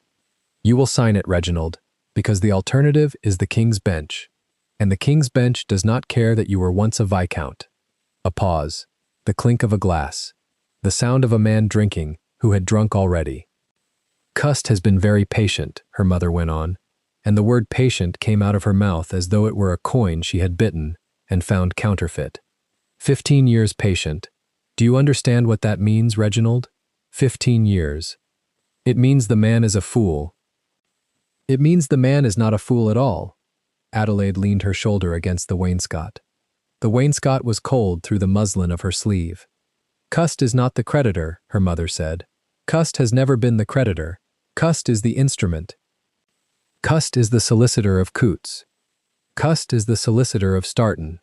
The silence that followed was not the silence of a room. It was the silence of a stair, and a landing, and a daughter who had forgotten how to draw breath. Adelaide put one gloved hand against the paneled wall, and felt the grain of the oak through the kid leather, and did not move. Sturton, her father said at last. The word came out flat, as if he were testing whether it would hold weight. Storton, her mother repeated. Every note you signed at Crockford's, every vowel you tossed across White's, every promise to Wattier's, every paper you set your hand to at the Hells in St. James's, whose names I will not say aloud in this house. He bought them, quietly, over 6 years, through 3 different brokers and a Dutch banker in Amsterdam who has never met him. They sit now in a single drawer in Grosvenor Square, tied with a length of black tape, and they amount, Reginald, to £92,000. Her father did not answer. A chair creaked as though a heavy man had sat down very suddenly. 92,000, her mother said again, softer, the way one speaks a number to a man who has stopped hearing numbers. There is no estate left that will cover it. Lovell Hall is mortgaged twice. The Norfolk lands were sold under the table to pay the milliner last Michaelmas. The carriages are not ours. The horses are not ours. The very port in your glass, Reginald, is on account. He has never called the notes in. He has not needed to. On the landing, Adelaide felt the muslin at her throat grow suddenly tight. She lifted one finger to the satin ribbon there and slid it loose without thinking. The ribbon fell against her collarbone with a touch as light as a moth, and she did not feel it. How long, her father said, and his voice was nearly a whisper now, how long have you known? Since Tuesday. Tuesday? Renfield's nephew clerks at Coates. He owed me a favor from the matter of his sister's place. He told me what he should not have told me, and he will not tell me again, and you will not speak his name. A long pause. Then her father, suddenly and uselessly loud. Then why in God's name has the man held his hand? Why has he not ruined us? Why have we eaten and danced and stood in his ballroom 3 nights ago as though we were his equals when he has owned us all this while? Because he was waiting. For what? For something I did not understand until the cotillion. Adelaide's hand left the wainscot and pressed flat against the cold pane of the landing window. Outside, in Bruton Street, a coalman's cart rattled past, and the coalman whistled a tune she had heard 100 times and did not now recognize. The girl, her mother said. The girl on the stair with the silver tray. The housemaid. The housemaid. You are not serious. I am perfectly serious, and you will be perfectly serious in one moment also. He did not refuse to open the floor with our daughter because our daughter offended him. He refused to open the floor with our daughter because he had already chosen, and he wished the room to see it, and he wished us to see it, and he wished the choice to be incapable of misreading. A housemaid he has watched, by some means I do not know, for years. Renfield was put into that house 22 years ago by his father, and Renfield does nothing in that house that he does not order. The girl was hired 5 weeks ago. 5 weeks, Reginald. 2 days before her name appeared on the staff book, she had been mending sleeves at a charity workroom in Spitalfields for 8 pence a day, and the workroom mistress had 3 sovereigns pressed into her hand by a gentleman in a black coat who said only that the girl would do better in service in Mayfair and that no questions need be asked. You cannot know that. I know it because the workroom mistress is the cousin of my own dresser, and she does not lie to my dresser, and my dresser does not lie to me. The Viscount made a sound that was not quite a word. He has been gathering her, her mother said, gathering her toward that house for I do not know how many years, and when the floor of his own ballroom opened before him, he stood in the middle of it and let London understand. Adelaide turned her face very slowly toward the window. Her own reflection looked back at her out of the grey London glass, the pale gold of her hair, the blue ice of her eyes, the small carmine bow of her mouth, the patch at the left corner of her lip that Lady Jersey had once said was the most charming patch in all of Mayfair. She did not recognize the face. The face seemed to belong to a portrait she had once admired and had never afterwards thought of. And the notes, her father said. The notes are the bridal. What does that mean? It means, Reginald, that the Duke of Stourton has held the bridle of this family for 6 years, and we have not known we were ridden. It means that if the Duke of Stourton chooses to bring those notes to Mr. Cust on a Monday morning, then by Wednesday afternoon you are in a sponging house in Cursitor Street, and I am at the door of my sister in Bath with a bandbox, and your daughter, Reginald, is on the Dover packet with whatever she can carry, because no door in London will open to her again. That is what it means. He would not. He would. He has only not. Why? Because of the girl. A silence. Then her mother again. Very low, very even. The voice she used to address debtors at the door. As long as we behave, the notes sleep. The moment we move against her, the notes wake. He has not said this. He has not needed to say it.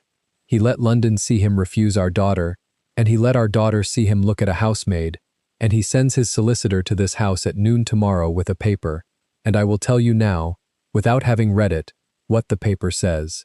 It says that the Viscount Lovel renounces, on behalf of his family, any further claim of acquaintance with His Grace the Duke of Stourton, or with any person in his household, and undertakes, upon his honor, that no member of his family shall by word or deed bring distress upon any servant of Stourton House.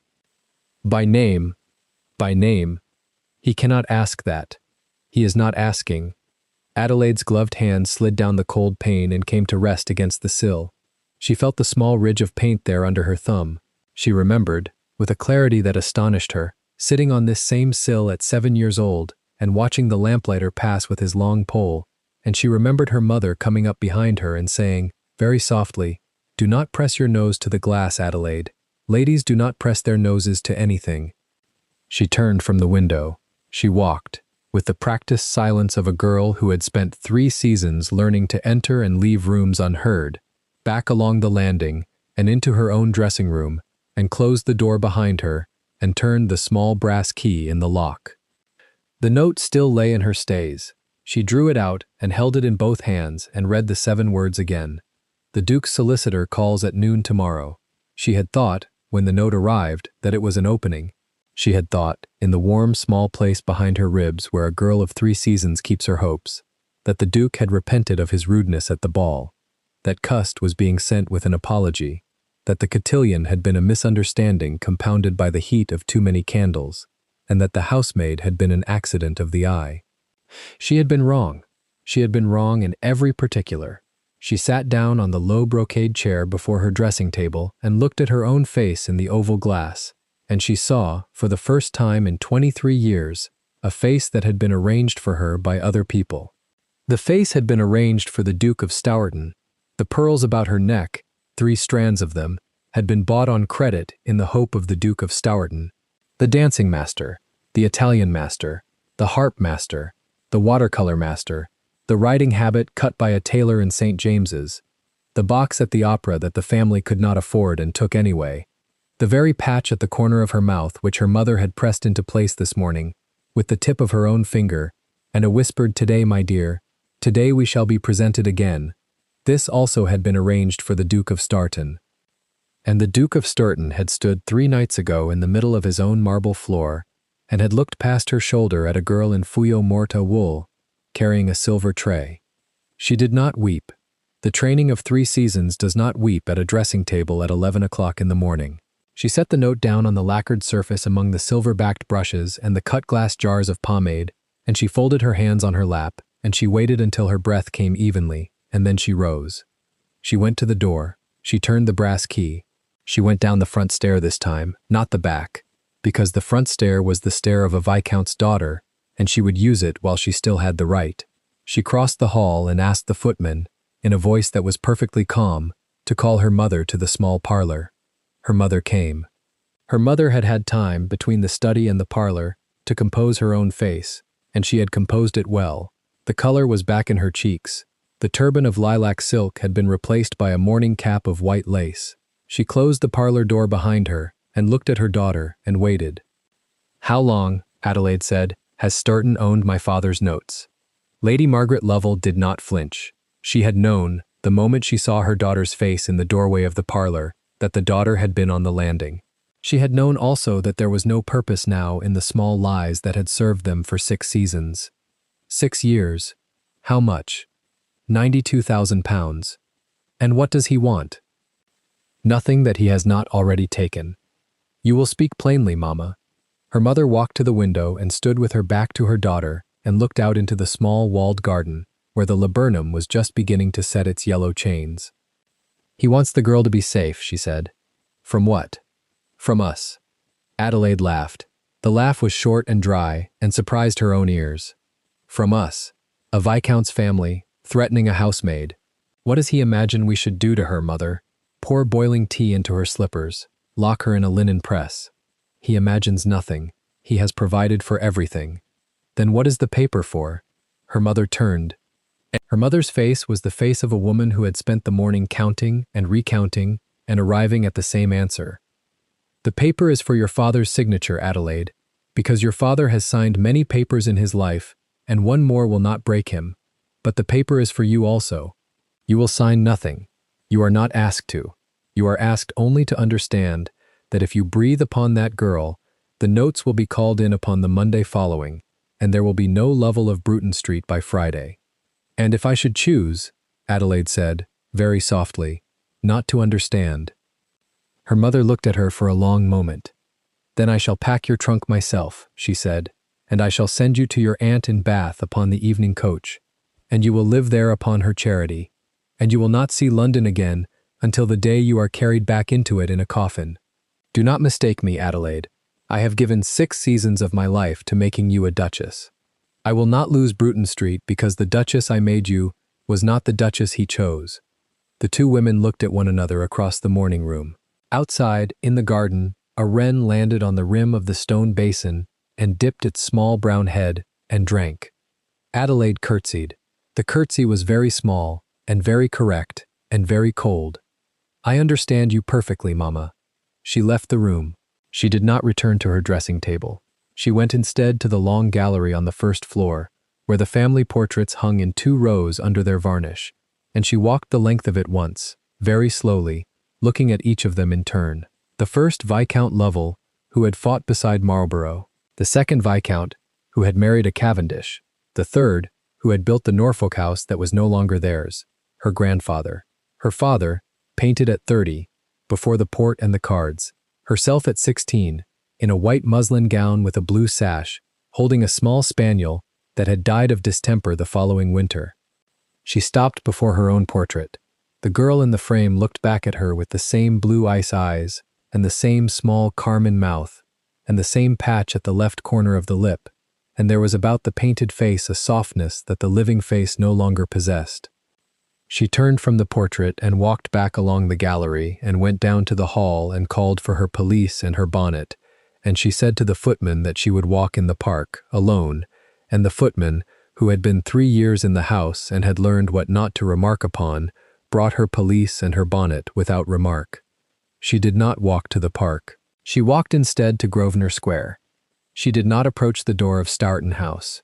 She stood for a long time on the far side of the square, beside the iron railing of the central garden, and she looked at the great pale stone front of the house, and at the polished black door with its lion's head knocker of brass, and she looked up at the rows of long windows, and behind one of those windows, somewhere, was a housemaid in foil mort wool, with a small cameo at her throat, who had 8 pence a day at Spitalfields 5 weeks ago, and who would, if her mother had read the paper rightly, one day stand on the steps of this house in a duchess's tiara and look out across this square at women like Adelaide Lovell as though they had never existed. She felt then, for the first time in her life, the precise shape of a thing that her mother had told her about often and that she had never before believed in. She felt the shape of being beneath someone, not socially, not in the harmless ranked way that the Lovells stood below the Devonshires and the Devonshires below the throne, but truly beneath, in the way that a debtor stands beneath the man who holds his note, in the way that a creature in a trap stands beneath the hand that has set the spring. The shape of it was very cold, The shape of it was the shape of the iron railing under her glove. She tightened her grip upon the railing until the kid leather creaked, and she did not loosen it. Across the square, a hackney drew up at the door of Stourton House. From the hackney descended Mr. Josiah Cust, in his severe black, his brown leather case clasped against his side. He climbed the 3 white steps. The black door opened before he had reached the top step. He went in. The door closed. Adelaide stood at the railing a long while after. The wind off the park lifted the ostrich plume of her bonnet and let it fall again. She did not move. When at last she walked away from the square, she did not walk back toward Bruton Street. She walked instead, by a route that she chose without quite knowing she was choosing it, to a small house in Half Moon Street, whose front door bore a bronze plate engraved with the name of a man called Mr. Silas Pell, attorney at law. She had heard the name once, at a supper, spoken between 2 dowagers with the particular hush reserved for men who undertook quiet commissions on behalf of ladies who could not employ the family solicitor. She had remembered the name, as she remembered the names of dressmakers and dancing masters, against a day of need. She rang the bell.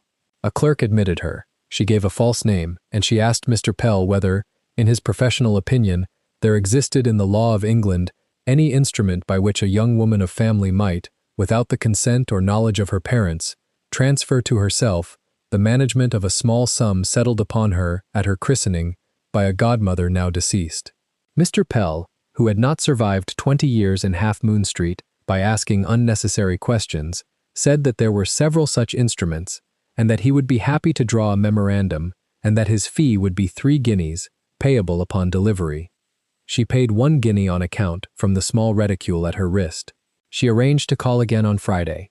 She left the house in Half Moon Street and walked, at last, back to Bruton Street through the long London afternoon, and her mother met her in the hall with one eyebrow lifted, and she said only, "I walked in the park, Mamma, and the air did me good." She climbed the front stair this time as well, because she would climb the front stair of her father's house until they took the house from her. She went to her dressing room. She sat at her table. She drew toward her a sheet of cream wove paper, and she dipped the silver-handled pen into the inkwell, and she wrote, in her best convent hand, a letter of 7 lines to a person whose name she did not put upon the outside of the page. The letter said nothing that could be proved. The letter named no one. The letter merely observed that there was, in the household of a certain great gentleman in Grosvenor Square, a person lately come from Spitalfields whose presence under that roof was a matter of considerable curiosity, and that any newspaper or print shop which might inquire further into the matter would find the inquiry repaid. She folded the letter. She sealed it with a plain wafer, no crest. She rang for her own maid, a Welsh girl of 17 called Bronwyn, who had been in her service since the previous autumn, and who was devoted to her, and she gave the letter to Bronwyn, and she said only, "Take this, please, to the porter at the corner of Piccadilly, and pay him a shilling to carry it to the office of the Morning Post, and do not say from whom it comes, and do not say that you have come from this house. Do you understand me, Bronwyn?" Bronwyn, who was 17 and Welsh and devoted, said that she understood perfectly, and she took the letter, and she went out by the area door. Adelaide sat alone at her table. The afternoon light through the muslin curtain had gone the color of weak tea. Below her, on the floor of the house, she could hear her mother giving orders to the cook for a dinner of 3 covers, plain, the master not being well. Beyond the window, in Bruton Street, the lamplighter was beginning his round. She lifted her face to the oval glass once more. She saw the carmine mouth and the ice-blue eyes and the patch at the corner of the lip, and behind them all, like a second face surfacing through still water, she saw the face of a girl who had just done something that could not be unmade. She looked at that second face for a long moment. She did not look away. She had been told, since the age of 7, that a lady never pressed her nose to the glass, and she did not press her nose to it now. She only looked, and the second face looked back, and neither of them blinked. Somewhere across the rooftops of Mayfair, in a house she had never been invited to set foot in by daylight, a black door had closed upon Mr. Cust and his brown leather case, and a paper was being drawn that would bind her father by Friday. And somewhere, in a small letter not yet opened in the office of the Morning Post, a fuse had been laid that would burn, very quietly, very steadily, toward the marble staircase of Stourton House and the girl in Foyomort wool who was, at that moment, polishing the brass of the upper landing and humming, under her breath, a tune her father the captain had taught her in the year before he died. By the following Tuesday, the small letter at the Morning Post had done its quiet work. A paragraph appeared on the 3rd page, beneath a notice of new bonnets from Paris. A certain Duke of Sez, whose iron reserve has long defied the matchmakers of Mayfair, was lately observed to abandon a cotillion partner of impeccable family for the sake of a glance directed, it is said, at a person of no rank whatsoever within his own household. One trusts the noble gentleman has not mistaken charity for affection, nor a candle for a chandelier. The paper reached Stourton House at 8, folded inside a stack of Coote's correspondence. Mrs. Renfield read the paragraph twice. She laid the page flat on the housekeeper's table and pressed it down with both palms, as if it might lift and fly. She did not summon Esther, she sent for Cust. Esther learned of the column not from the paper, but from the silence on the back stair. 2 scullery maids who had laughed with her on Monday now found urgent reasons to be elsewhere. A footman who had carried coal for her 3 nights running set the scuttle down without a word and left the room. The under-butler asked her, politely, to dust the library shelves instead of the upper landing, and the politeness itself was a stone in her shoe. She went to the library and dusted. She moved along the lower shelves with her cloth folded into a neat square, and her hand did not tremble against the spines. Somewhere above her head, in a paneled room she had never entered, the Duke was being shown the column. She did not need to be told. The house spoke in draughts and footfalls, and both had changed their tune. At 11 the housekeeper came for her. Esther, the blue parlor, bring no tray. She climbed the back stair behind the black bombazine, counting the steps to keep her breath level. 22, the same as the years Mrs. Renfield had served the house. In the blue parlor the Duke stood at the window with his back to the door. The morning light caught the silver at his temples. Cust was at the small writing table, his pen already cut, his pasta of brown leather open at his elbow. "Sit, Miss Capel," the Duke said. She sat. The chair was velvet and too deep for her. She set her feet flat on the rug and her hands flat on her knees. "There is a paragraph in this morning's Post," he said, still at the window. "Mr. Cust will read it." Cust read it. His voice did not editorialize. When he reached the word charity, he did not pause, and when he reached chandelier, he did not pause, and when he was finished, he set the paper down. "You understand the import," the Duke said. "I understand the words, Your Grace." He turned. The gray eyes were level. "By tonight, the column will be read in every drawing-room, from Grosvenor to Berkeley. By tomorrow, it will be in 3 other papers. By Thursday, Lady Lovell will hold a small breakfast for 40 of her closest acquaintances, at which a story will be told about a maid seen leaving my study at an unsuitable hour. The story will not be true. It will not need to be."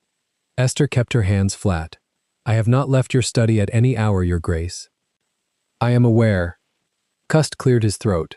"Miss Capel, His Grace wishes me to advise you that the Post will be informed by noon that any further insinuation will be met with an action for criminal libel. The letter is drafted. It will be sent." "Then the matter is closed," Esther said. The Duke almost smiled. "The matter is opened, Miss Capel. The Post will retract. The drawing-rooms will not." She understood then, with the same slow clarity with which she had once understood, at 15, that her father was not coming back from Spain. The paragraph was not the wound. The paragraph was the announcement of a war already declared, and she had been declared in it without ever holding a pen. "What would Your Grace have me do? For 3 days you will not appear above the housekeeper's floor. You will carry no trays. You will not cross the marble landing. Mrs. Renfield will assign you the linen rooms. And after 3 days? After 3 days you will be seen so completely that no paragraph will dare to mention you in lower case again." She did not ask what that meant. She inclined her head, dropped her small, precise curtsy, and left the parlor with her face as still as porcelain. In the corridor she put one hand briefly to the wall, breathed once, and continued. In the linen rooms she folded. She folded napkins by the dozen with the Stourton griffin embroidered in white silk on white linen, so the bird only showed when the cloth caught the light. She folded heavy damask tablecloths with another maid named Annie, who did not meet her eyes. By the second afternoon Annie had been moved to the still room. A thin Welsh girl took her place, newly come from a vicarage in Carmarthen, who had not yet read a London paper in her life, and who hummed while she worked. The story below stairs ran ahead of any retraction. A hall boy was dismissed for repeating the paragraph in the servants' hall with embellishments of his own. The footman who had set down the coal scuttle was given his notice and his character together, and Mrs. Renfield wrote the character in her own hand. On the third morning, Lady Lovell sent her card. It arrived on a silver salver, accompanied by a small note in violet ink, begging the favor of half an hour with his grace upon a matter of the most urgent delicacy. The Duke read the note, set it aside, and instructed Mrs. Renfield that Lady Lovell was to be received in the green drawing-room at 11:15 precisely. At 11:15 precisely he entered. Lady Lovell rose in a swirl of lilac silk. "Your Grace, you are gracious to receive me." "I am punctual, Lady Lovell. Sit." She sat. The plumes in her turban stirred. She allowed the silence to lengthen, which was her favorite tactic and a clumsy one in the present company. The Duke did not fill it. After half a minute she abandoned the gambit and reached for her teacup as a person reaches for a railing. "Your Grace, there is an unpleasant column in the papers." There was. One hesitates to credit such things, but the world will talk. The world is unkind to a young lady whose name is set against a person of no station. "My household contains no person of no station, Lady Lovell. Every soul under this roof has the station I have given them. Pray continue." She faltered. She had come to grieve loudly for the reputation of the house, to offer her daughter's countenance as a balm, to extract from that offering an invitation, a seat, a public partner on a polished floor. She had not come prepared for a man who declined her premises before she laid them down. Adelaide is most distressed. I am sure she is. She fears the world will misread her cotillion of last week as a slight upon herself. The world will read it correctly. The teacup chimed against the saucer. Lady Lovell set both down. "Forgive me, Your Grace. I do not understand you." "You understand me perfectly." He had not taken a chair. He stood with one hand resting on the back of the sofa opposite her. "You came to barter." "You have nothing to barter with. Whatever entertainment your ladyship intends to give for the 40 closest acquaintances of your imagination will be ill-attended. My secretary will see to it that the more useful half of your guest list receives an invitation to a small evening here on the same date." She went white beneath her rice powder. "You would not." "I have." The cards went out at 9. Her hand sought the fan at her belt and did not find it. "Your Grace, the unkindness is not mine. You came to weigh the reputation of a girl in my house against the comfort of yours. The scale you brought will not balance in this room. You will go home. You will write no letters. If you do, I shall be obliged to remember, in writing, certain accounts which I have been content to leave unwritten." She rose. She did not speak. The plumes in her turban trembled. At the door she paused, and her chin lifted in the last gesture of her class, and she said, very quietly, "Adelaide will not forgive this." "I do not require Adelaide's forgiveness," the Duke said. "Good morning." The door closed behind her with the soft, expensive sound that all doors at Stourton House had been trained to make. He stood a long moment at the window and watched her carriage roll out of the square. Then he sent for Hargrove. The captain came in his quiet way, the saber at his hip not visible beneath the long leather coat. "She will not write to the papers," the Duke said. "She will write to her daughter. Within the hour, the daughter will leave Berkeley Square in a closed carriage. I want to know where the carriage stops." "Yes, Your Grace." "And Theo, the girl is to be invisible until Friday. After Friday, she is to be the most visible woman in London. The footmen on the upper landing on Friday night are to be hand-picked by you. No man on that landing who has not stood under fire." Hargrove's green eyes did not flicker. "You expect violence, Your Grace?" "I expect a young woman in a temper. A young woman in a temper, in this house, on the night I intend, is the most dangerous creature in London. You shall have your soldiers." Adelaide left Berkeley Square at 20 past noon. The carriage took her not to a milliner, as her maid had been told, but to a small house in Half Moon Street, where a widow named Mrs. Tarleton received her in a parlor, smelling of camphor. Mrs. Tarleton had once been a companion at Stourton House in the years of the 7th Duke, turned out without a character by Mrs. Renfield for a small theft of plate. She had nursed the grievance for 11 years with the patience of a woman who had nothing else to do. What was said in that parlor was not heard by Hargrove's man at the area railings. But the man saw Adelaide leave with a small object wrapped in a square of white silk and tucked inside her muff, and he saw that her face when she stepped into the carriage was no longer pale, but flushed in 2 precise spots at the cheekbones. He sent word. The word reached Hargrove at 3. Hargrove relayed it to the Duke at 3:01. A small object in silk, the Duke said. Describe. My man could not. About so. Hargrove held up his finger and thumb 4 inches apart. Heavy in the hand, by the way she carried the muff. A vial, perhaps, or a charm, or a stone. A young lady does not bring a stone to a ball, your grace. A young lady brings what she believes will not be searched. Search nothing. Hargrove's eyebrows lifted a precise 1/4 inch. Search nothing. I will not have a guest of this house touched at the door by a man in my livery. Let her bring what she has chosen to bring. I will arrange the room so that what she brings does not signify. And if it signifies, then we shall signify in return. That night, Esther was given a bath. She did not understand at first. Mrs. Renfield came at 9 and told her to come.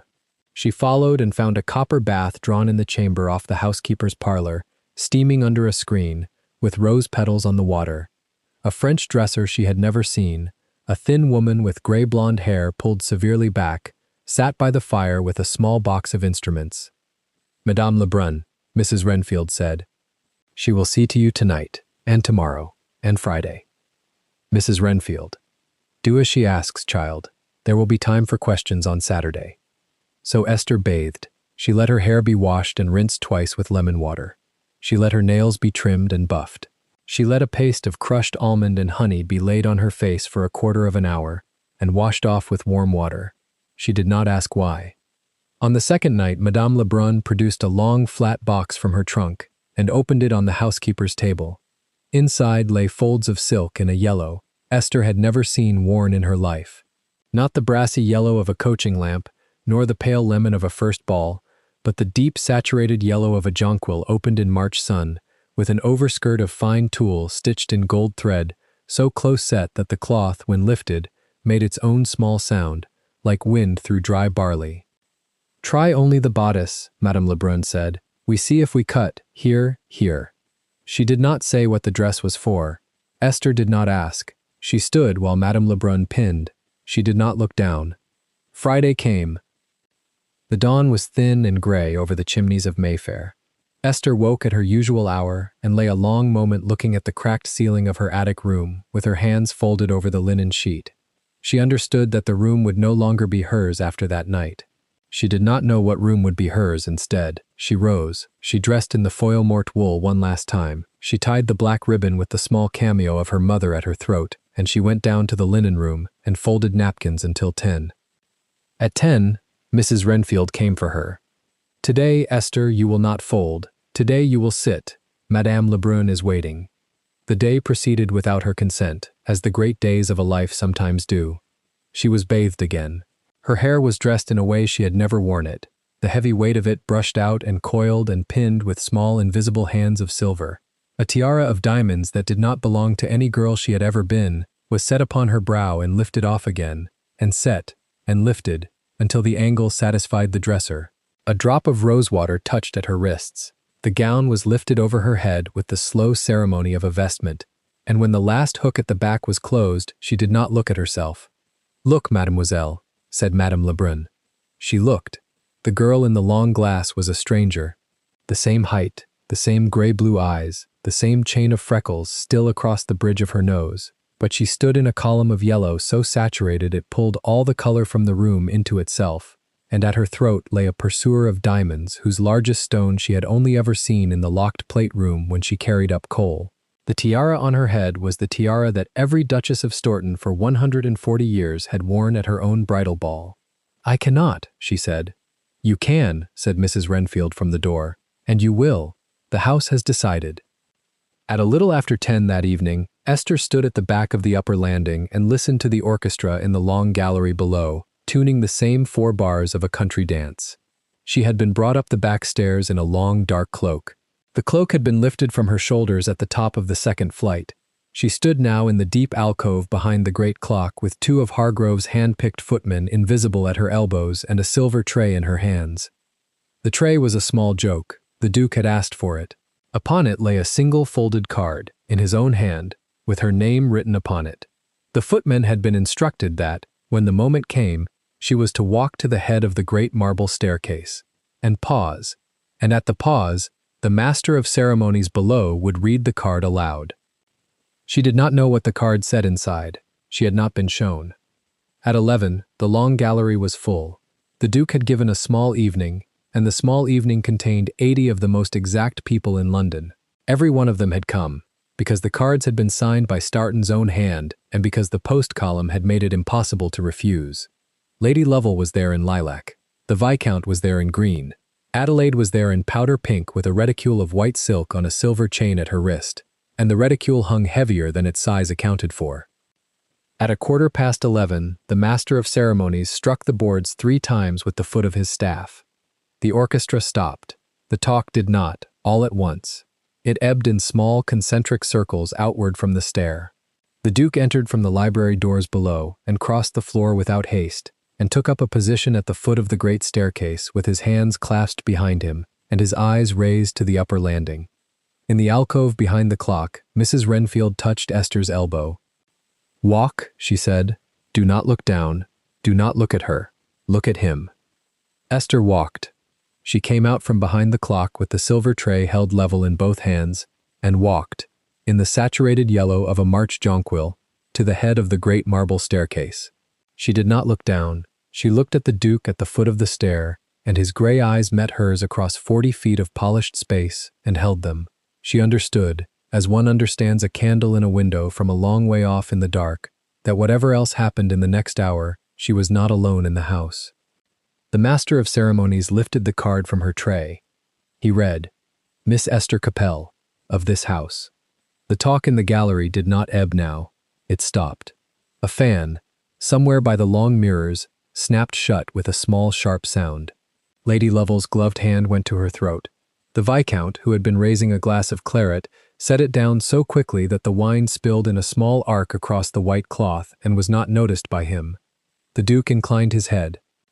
"Miss Capel," he said, in a voice pitched precisely to carry to every corner of the gallery, without raising itself one note, "will you do me the honor of descending?" She drew a breath. She set her left foot on the first step. The orchestra, who had been instructed and had not understood the instruction until that moment, lifted their bows and began, very softly, the slow opening bars of a minuet. She came down the first 3 steps. It was on the 4th step that Adelaide moved. A flash of powder pink detached itself from the press of guests by the lower newel and ran up the marble against the descending tide. The Duke saw what he had been watching for since Tuesday, and his right foot was already moving onto the 1st step before Adelaide had reached the 5th. Adelaide reached the 5th step. Esther was on the 6th. "You," Adelaide said. Her voice was not loud. It was clear, and it crossed the small distance between them with the precision of a thrown knife. "You are nothing but a servant." Esther did not answer. She had been told not to look at her. She did not look at her. Adelaide's gloved hands came up and struck her, flat-palmed, in the center of the chest. The silver tray left her hands. It went up first, turning, catching the light of the great chandelier as it turned. The folded card lifted from it and floated outward and downward in a slow white arc.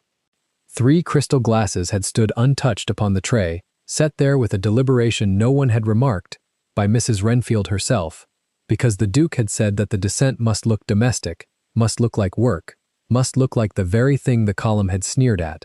They went outward as the tray turned. They opened in the air. They flowered. The first glass struck the marble of the landing and went into a small white storm of pieces. The second struck the 3rd step. The 3rd hung longest, and when it broke against the 5th step, it broke beside Esther's hand as she fell past it, and a single sliver of it opened a fine line at her temple from the corner of her brow to the edge of her hair. She fell.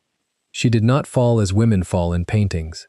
She fell as a young woman struck in the chest by another falls down a flight of marble stairs in a heavy silk gown, heavily, in 3 distinct impacts, the first against her hip on the 7th step, the second against her shoulder on the 10th, the third against the small of her back on the lowest step but one, where she came at last to rest on her side with the jonquil silk spread around her, and one bare hand open, palm up, against the cold marble. The orchestra stopped on a note that did not finish. The note hung in the gallery a long heartbeat and did not resolve.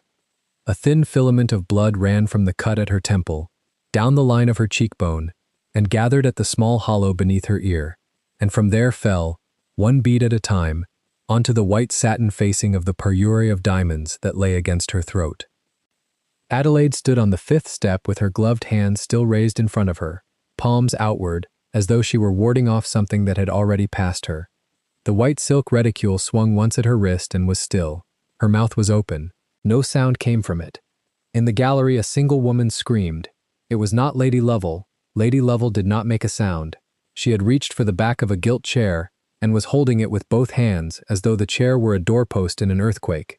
The Viscount had sat down without intending to, on a small settee meant for 2 slender persons, and he sat in the center of it with his bengala across his knees and his eyes fixed upon nothing.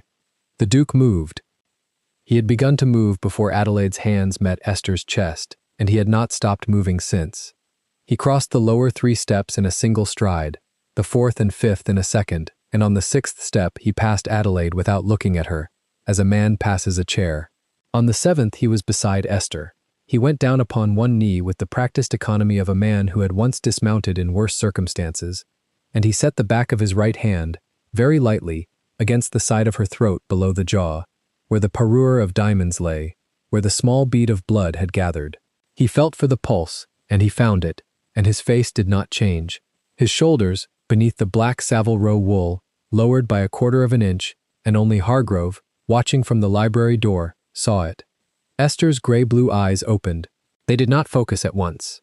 When they found his face above her, they understood it slowly, as one understands, on waking from a long sleep where one is. "Your Grace," she said. It was not loud. The acoustics of the great marble well of the staircase carried it nonetheless to the foot of the stair and into the gallery, and to the small alcove behind the clock, where Mrs. Renfield, for the first time in 22 years of service at Starton House, allowed 2 tears to leave her eyes without checking them. "Lie still," the Duke said. He lifted his head. He did not look at Adelaide. He looked across the silent gallery to the doors that opened upon the great hall, and beyond them to the iron-bound doors of the house that gave upon Berkeley Square. "Captain Hargrove," he said. Hargrove stepped forward from the library door. He did not run. "Your Grace, lock the gates." The 2 words went into the gallery like 2 coins dropped, one after the other, into a deep well. The 80 exact persons heard them. Lady Lovell heard them. The Viscount heard them. Adelaide, on the 5th step, heard them, and her raised hands at last came down, and she looked, for the first time that evening, at the Duke, and not at the girl in yellow at his knee. He did not look back at her. He looked down at Esther. He said, in the same level voice in which he had spoken to Lady Lovell across the green drawing-room 3 days before, "Hold on, Miss Capel. The house is not finished with this night."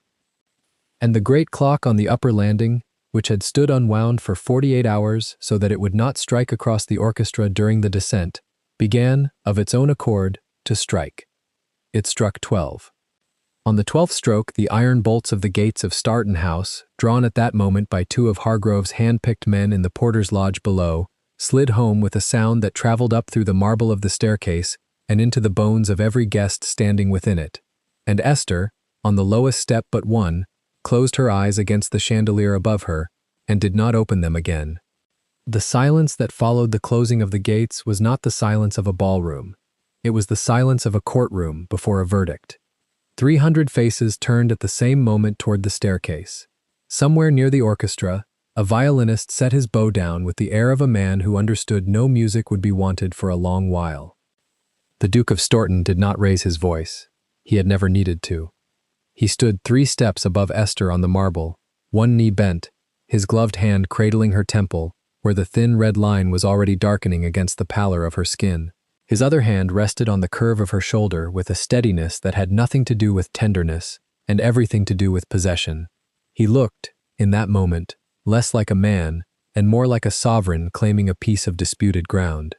Above him, on the landing, Lady Adelaide Lovell had not yet remembered to lower her hands. They were still extended in front of her, palms outward, fingers splayed inside the white kid gloves, the precise shape of the shove still printed on the air between them and the empty space where Esther had stood. She blinked. She looked at her own hands as though they belonged to a stranger. She looked at the staircase.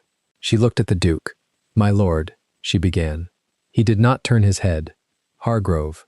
The captain stepped out from the shadow of the pillar where he had been standing for some time, and the soft chime of his spurs was the loudest sound in the house. Two of his men moved with him, dark coats parting the crowd as a knife parts cream. A third remained at the porter's lodge below. The iron bolts of the great doors did not move.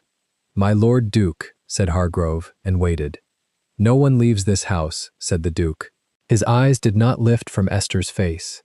Not the Viscount, not the Viscountess, not their daughter, not their cousins, nor their friends, nor any soul who came in their carriage or rode in their wake. Lock the side passages, lock the servants' stair, set a man at the chapel door and a man at the orangery. The family of Lovell does not cross my threshold until my wife opens her eyes. The word traveled through the ballroom like cold water poured down a long table. Wife. A woman near the orchestra dropped her fan. A gentleman in a garter sash exhaled and was hushed by his wife. The Dowager Countess of Hexham, who had outlived 3 husbands and prided herself on never being surprised, lifted her quizzing glass for the first time that evening. On the landing, Lady Margaret Lovell at last understood what her own daughter had done. The fan slipped from her fingers and clattered against the balustrade. The Viscount, 2 steps behind, made a small wet sound at the back of his throat and reached blindly for the wall to steady himself. Adelaide laughed. It was the wrong sound for the room, brittle as a teacup struck on a stone, and it carried. "My lord," she said again, louder this time. "She is a maid. She tripped. The girl is clumsy. Anyone might have—" "Hargrove," said the Duke, without inflection. "My lord." "If Lady Adelaide Lovell opens her mouth again before a magistrate has heard her, gag her." Hargrove inclined his head 1/4 of an inch. He did not draw the saber at his hip. He did not need to. Adelaide's laugh died in her throat with a small, soft, audible click. The Duke bent lower. He slid one arm beneath Esther's knees and the other beneath her shoulders, and lifted her against his chest in the manner of a man who had lifted heavier things in worse places, and his face, when he straightened, was a face that no one in that ballroom had ever seen on him before. Not Hargrove, not Renfield, not the bankers of the city who had spent 10 years trying to read it across green baize tables. He carried her down the last 2 steps. The crowd parted before him without being asked. "Send for Dr. Brydon," he said as he passed Mrs. Renfield, who had appeared at the foot of the staircase, as though conjured by the closing of the gates. "Not the one in Harley Street, the one in Cavendish. Tell him I will pay him the year's fee tonight, if he is at this door, inside the half hour. The Duchess's bedchamber, the blue one. Light every candle. Yes, my lord. And Renfield. My lord. You will not leave her." The housekeeper, whose hands had remained steady through 22 years of duty in this house, allowed her eyes to fill once and then mastered them. "No, my lord." He turned. He did not look at the Lovells on the landing. He did not look at the assembled flower of the English peerage. He looked, very briefly, at the orchestra. "Pack your instruments," he said. "There will be no dancing in this house tonight, nor any other night that any of you are likely to live to see. You will be paid in full at the door. Wait there. Hargrove's men will let you out at dawn." The first violin bowed as though he had received a commendation. And then the Duke carried Esther up the great staircase past the woman who had pushed her, and Adelaide flinched as he passed, and he did not so much as turn his head, and the closing of the door of the blue bedchamber, 3 corridors away, was heard in the ballroom below as plainly as the closing of a coffin. Hargrove turned to the company. He did not smile. "My lords, ladies, you will remain in the long gallery until his grace sends for you, or until the magistrate arrives, whichever comes first. There is wine. There is no other door. I would not advise the windows. The drop is considerable, and my men are below." No one moved for a long moment. Then the Dowager Countess of Hexham folded her quizzing glass with an audible snap, lifted her chin, and walked toward the long gallery on her own accord, and 300 lesser personages followed her as sheep follow the bellwether. Lady Adelaide Lovell did not follow. She stood on the landing with her hands at last lowered to her sides, and her mother's hand on her elbow, and her father's stricken face at her shoulder, and she stared at the place where Esther's blood had marked the 3rd step from the bottom. A footman had already laid a folded napkin across it. The napkin was darkening. "Mamma," she said. Lady Margaret said nothing. "Mamma, it was an accident. Tell them it was an accident." "Be quiet, Adelaide. He cannot mean it. About the magistrate, about the gates, he cannot. Be quiet." The Viscount, behind them, made the small wet sound again. He had begun, very faintly, to weep. He was thinking, as a drowning man thinks, of a packet of papers in a locked drawer in his library at Lovell Place, of certain markers signed at Crockford's in years he had tried to forget, of a quiet visit 10 years ago from a thin solicitor with ink-stained fingers, who had paid him handsomely for certain debts and asked, in exchange, only for his silence and his patience. He was thinking that the patience had now ended. He sat down on the top step of the landing in his frock verde garaffa and put his face in his hands. In the blue bedchamber, the candles had been lit. There were 46 of them, in the great chandelier of Venetian glass and the wall sconces of chased silver and the candelabra on the dressing table, and they made of the room a soft gold pool in the dark heart of the sleeping city. Mrs. Renfield had drawn back the brocade of the great bed with her own hands. A young maid named Polly stood by the door with a basin and clean linen, white-faced but steady. The Duke laid Esther on the coverlet, as one lays a relic on an altar. He did not let go of her hand. Dr. Brydon arrived in 19 minutes, hatless, his coat still buttoned over his nightshirt, his bag in one hand and his spectacles in the other. He was a short man with the abrupt manner of a person who had never been kept waiting in his life and did not intend to begin. He looked at the Duke. He looked at the girl on the bed. He looked at the Duke again. "Out." "No. Your Grace, I cannot examine." "Then examine her with me here. I do not leave this room."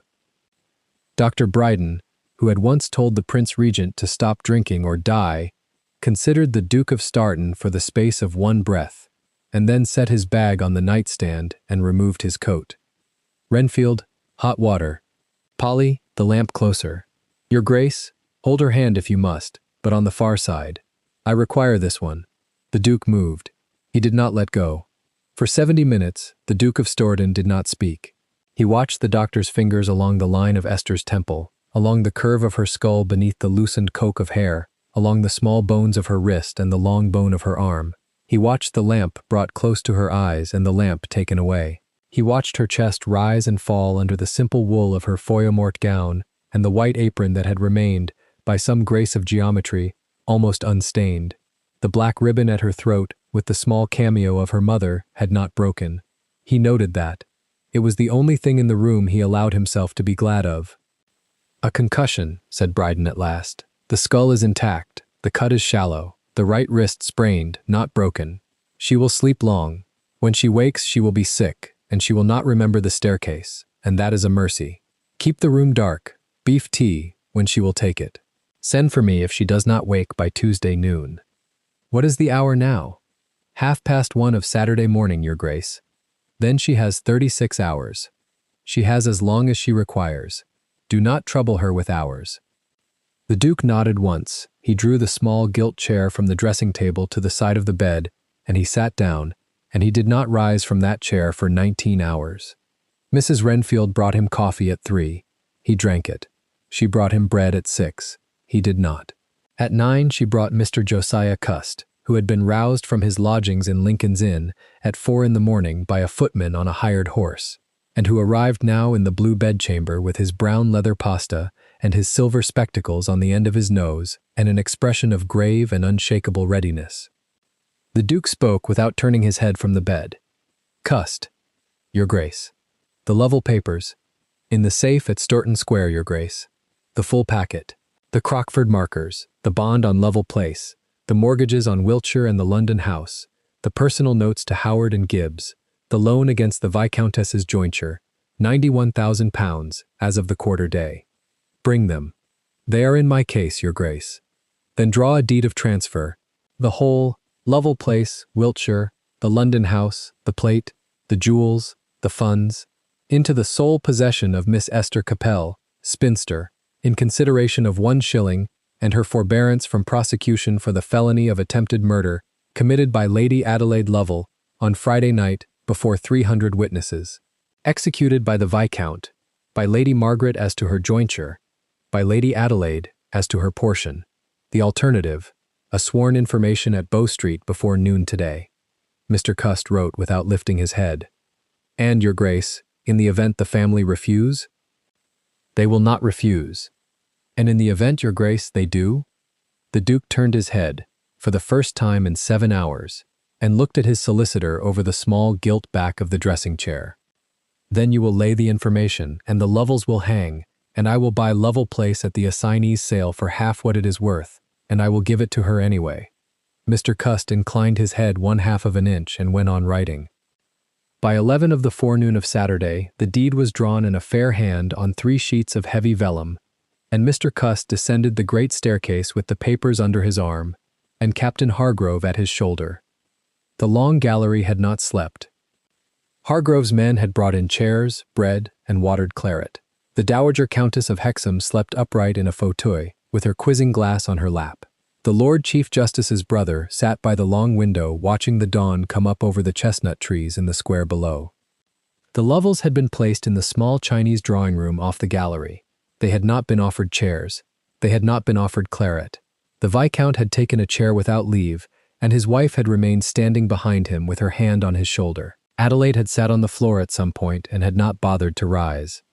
Mr. Cust entered. He set his pasta on the lacquered table. He opened it. He laid the 3 sheets of vellum out side by side. My Lord Viscount, my lady, Lady Adelaide, be so good as to attend. The Viscount lifted his head. Mr. Cust read the deed aloud in a clerk's flat voice, through the schedule of properties. Lovell Place in Hertford, the Wiltshire estate of Marfield, the freehold of Brook Street, the consols in the funds, the plate at Coots, the jewels, the carriages and 4, through the consideration of 1 shilling, to the operative clause of transfer, to the alternative clause, which he read very slowly, and which referred by name to the felony, to the witnesses, to Bow Street, and to the gallows at Newgate. Lady Margaret Lovell sat down on the floor beside her daughter, without knowing she had done so. The Viscount said, "Where do I sign?" "Reginald," said his wife. "Margaret, where do I sign, Mr. Cust?" "Here, my lord, and here." And here, her ladyship at the foot of the 2nd sheet, Lady Adelaide at the foot of the 3rd. He signed. His hand shook so violently that the first signature was a blot, and Mr. Cust, without comment, dipped a fresh pen and offered it. The 2nd signature was firmer. The 3rd was almost his own. Lady Margaret signed without lifting her eyes. Adelaide did not move. "Adelaide," said her father, in a voice no one in that house had ever heard from him, "sign." "He cannot make me." "Adelaide, sign the paper." "He cannot. The girl is alive. There is no felony. He is bluffing. He has always been—" "Lady Adelaide," said Mr. Cust, in the same flat clerk's voice. "His Grace is not a man who bluffs. I have served him 15 years. I have never known him to bluff. The constables are on the steps. The warrant is in my pocket. You will sign, or you will be taken in your ball gown across Berkeley Square in broad daylight, and you will sleep tonight in the Newgate Women's Ward, and you will be tried at the Old Bailey in the Autumn Assize, and you will be hanged at 8 of the clock on a Monday morning before a crowd of 10,000 persons, of whom the better part will have paid for their seats. Sign." She signed. Her name on the vellum was a child's name, all loops and no spine. Mr. Cust gathered the 3 sheets, blotted them, sanded them, and laid them in his pasta. He closed the fechos de la Tau. He bowed once. "His Grace requires that the family of Lovell be quit of London by sundown of Monday next. The London house will be sealed at noon tomorrow, Lovell Place on Wednesday, Marfield on Friday. You will take 1 trunk apiece of personal linen. His Grace further requires that no member of the family present themselves at court, at Almack's, at any subscription ball, opera, or function of polite society within the 3 kingdoms, during the natural lives of the present generation. Should this be breached, the prosecution shall be revived. Mr. Hargrove will see you to your carriage." He bowed again and left the room. Hargrove opened the door. The Viscount rose. His wife rose with him. Adelaide did not rise, and Hargrove, without comment, took her by the elbow and lifted her to her feet as one lifts a child from a nursery floor, and walked her between his 2 men out into the gallery and down the great staircase, and across the marble floor, and out through the doors of Starden House into the soft grey morning of Mayfair, where a single hired hackney waited at the curb, the Lovell carriage and 4 having been already taken into the Duke's mews. The doors of Sturton House closed behind them. The gates of Sturton House opened. The 300 guests in the long gallery, released by a quiet word from Hargrove, descended to their carriages in a silence that no one would forget while they lived. The Dowager Countess of Hexham paused on the bottom step, lifted her quizzing glass at the marble where the napkin still lay, and said to no one in particular, "Well, he has chosen, and he has chosen rather well." She walked to her carriage without looking back. By the noon bells of Sunday, the story was in every drawing room from St. James's to Marylebone. By the evening of Monday, it was in the country houses of Surrey and Kent. By the Wednesday post, it was in Edinburgh. The Morning Post printed a paragraph so cautious it amounted to a confession. The Lovells were gone before any of it mattered. In the blue bedchamber, on the Sunday afternoon, at 4:20 by the ormolu clock on the mantel, Esther Capel opened her eyes. The Duke was still in the gilt chair. He had not shaved. His cravat lay folded on the dressing table. His shirt was open at the throat. His hair, which Mrs. Renfield had never in 22 years seen disordered, was disordered. His hand was still around hers. She looked at the ceiling. She looked at the chandelier of Venetian glass, lit even by day. She looked at the brocade of the bed. She looked, at last, at him. "My lord," she said. Her voice was a thread. He bent his head over their joined hands and did not, for a moment, trust himself to speak. "Esther, I dropped the tray." "You did not drop it." "My head." "I know. The lady on the landing. She is gone. She will not be seen again. You are not to think of her." She closed her eyes. Behind the lids she saw, very faintly, the chandelier swinging and the crystal turning end over end in the air, and she let the image go because she was too tired to hold it. She opened her eyes again. "My lord, why am I in this bed?" He told her.